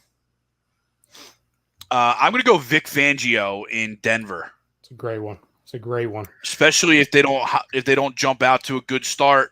Not that you made the wrong decision per se, but you chose Teddy Two Gloves over Drew Lock. You know what I mean? Now you got to go. I'll go They way on the play outside. great defense. That's what they think. What's So, that? They think they can manage the game and play great defense. Agreed. Yeah. And if that doesn't work, bye-bye. I'll completely flip the script here. I'll go first coach fired, Cliff Kingsbury. Not And a he bad one. and he is the third favorite to be I'm the gonna first say coach fired. I'm gonna say Zach Taylor from Cincinnati. Early. I don't That's think early. Zach Taylor's there yet. I I can't. I don't don't think he's a good I don't coach think at either all. one are there yet. I don't think either one. I think Zach Taylor's not there yet, and I don't think they're there with Kingsbury yet. Because I don't know think if the Bengals start 0-3 or 0-4. I don't know how. I just don't. Yeah, know. but they're in rebuild still. But the problem is, we talk about Cliff. They're going to stay in it enough where I feel like he doesn't lose his job yet. Yeah. He might lose at the end of the year, but like I feel like they're good. They're not good enough. Well, Right? And see, that's the problem. That's where you and I differ, Tom, because they should be in it, even if it's an extremely difficult division, which we know it is. Like you can argue, all four teams are really good teams. I just have like my bold prediction, kind of like I have the Panthers being better. I have the Cardinals being the most disappointing team in the league. So I have it kind of going there to where they start off like really slow, and then he's the first one to go. I'm not saying he gets fired week 6. This will be week 14 he's fired. Maybe it's a year where, because there's that extra week, maybe teams are willing to give it, a little bit longer of a leash because they do have that extra week to stay relevant. You know what I mean? Yeah. But I just think, hey, if they fail this year, if they stay healthy, and obviously if there's a big injury that's going to stunt their growth, and it's a moot point. But they have the weapons. They've shown that the quarterback's good enough. The offensive line has gotten better, and the defense is good. So it's like, okay, well, if they're struggling, if they're around 3, 4, 5 wins, by week 10, 11, 12, I think that's a conversation. Yeah. I mean, it is if they're not playing up to whatever potential they think they have, right? By the way, Ralphie, Sweeps chimes in on the Sweeps line. He says, "Relax, Ralphie. Steelers had 3 coaches in like 40 years. Yeah. They're slightly loyal." Yeah, And loyal to a good one now too. So absolutely. I mean, I hope they wait a minute to fire him so we can get him. I would scoop them up in a heartbeat. I agree with you, Tommy. They I won't let agree. him sit at the table, so that I won't would work. scoop them up in a heartbeat. Benny All says, right, boys. Go ahead. "Oh, I was just gonna say, Benny says LaFleur if Green Bay starts slow." Let's see. In my pick, I know this is a weird pick, and usually I don't agree with that sentiment, but I think David Culley could be gone. I disagree. I know you're going to disagree. Well, no, it's I know. I don't think It there's is a any wash. shot he gets fired. They're bringing him in. He's like the Brett Brown. I don't They're even know who bringing that him in is. because he's a coach. What The was that, Texans Greg? head coach. He's the I don't even know Texans who that is. Yeah, like you just brought him in. You brought him in a situation. If they fire him, I don't care if they go 0 wins. You can't fire him this year. Nah, he's just a scapegoat for years to come. Not yeah. Yeah, Not yet to hold on to how there's a better chance Sirianni gets fired than that guy, and there's no chance Sirianni gets fired. Yeah, and I'm looking at Noah the odds. thinks so. Oh yeah, well Noah is going to fire him by week 6. I mean, these are the odds I pulled up. Fangio's the favorite at 5-1. McCarthy 6-1. Kingsbury 15-2. Nagy Carthy's an 15. interesting one.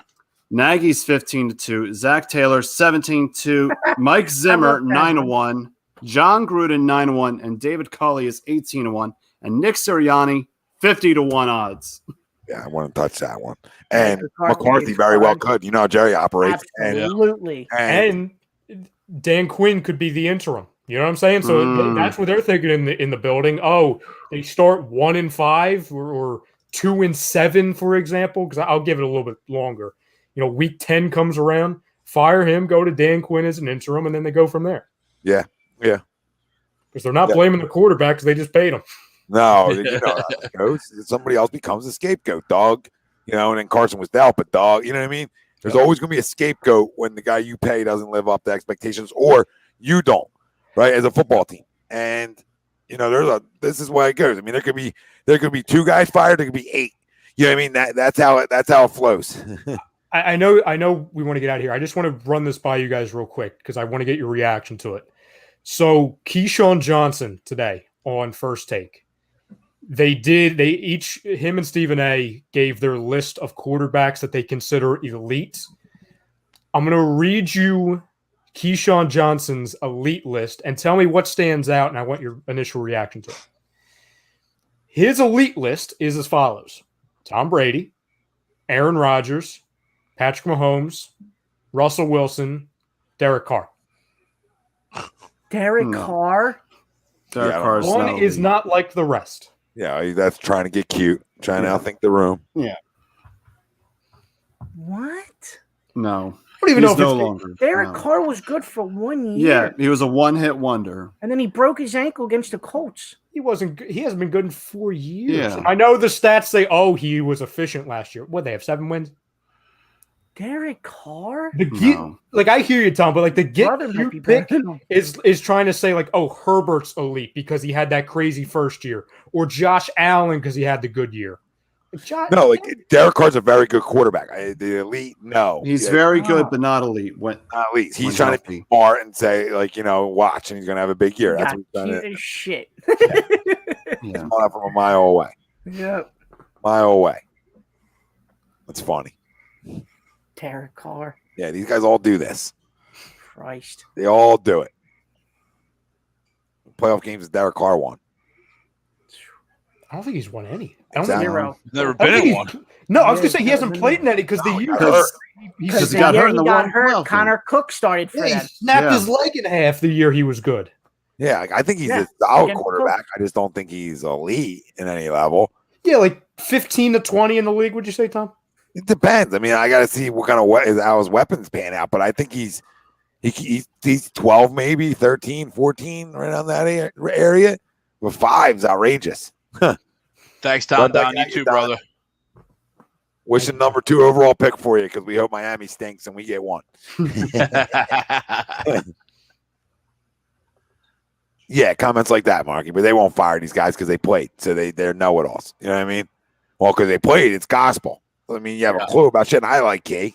You know what I mean? I think he's good, but I'd shoot him up with this wide receiver core we got. Yeah, I just hate when people get stupid. That's just stupid. He's not there. Stop. But you're trying to come back and circle back and say, look what I said.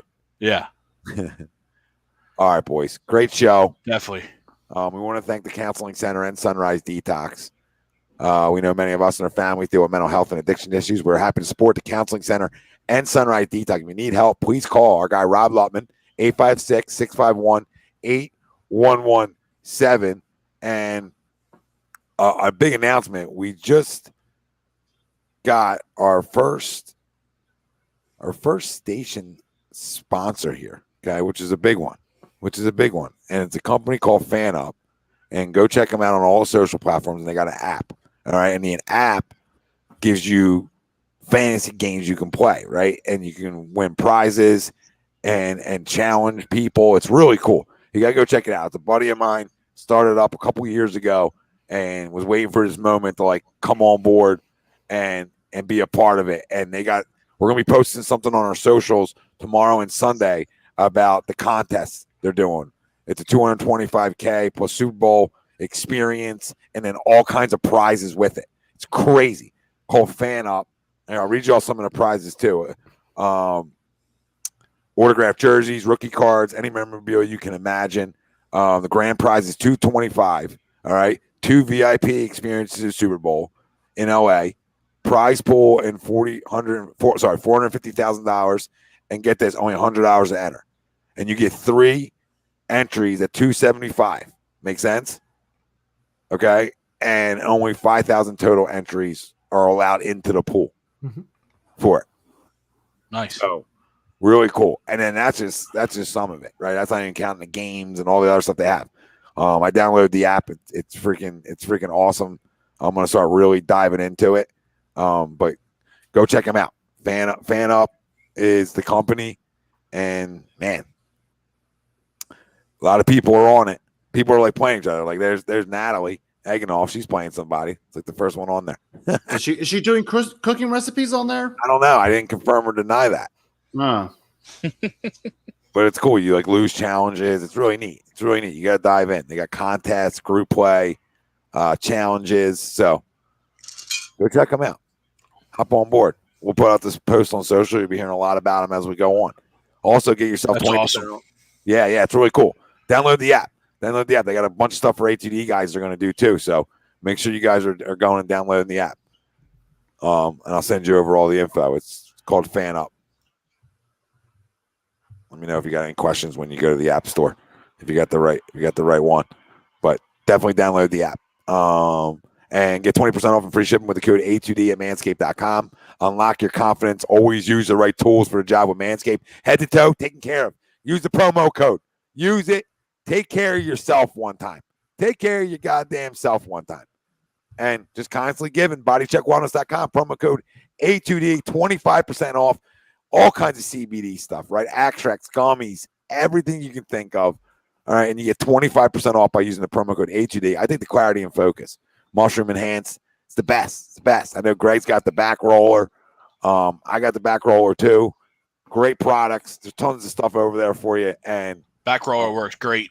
Yeah, highly recommend their products. Like high recommend Travis, Riley Cote, Todd Harriman's. They do a tremendous job. Bodycheckwellness.com, promo code A2D, 25% off.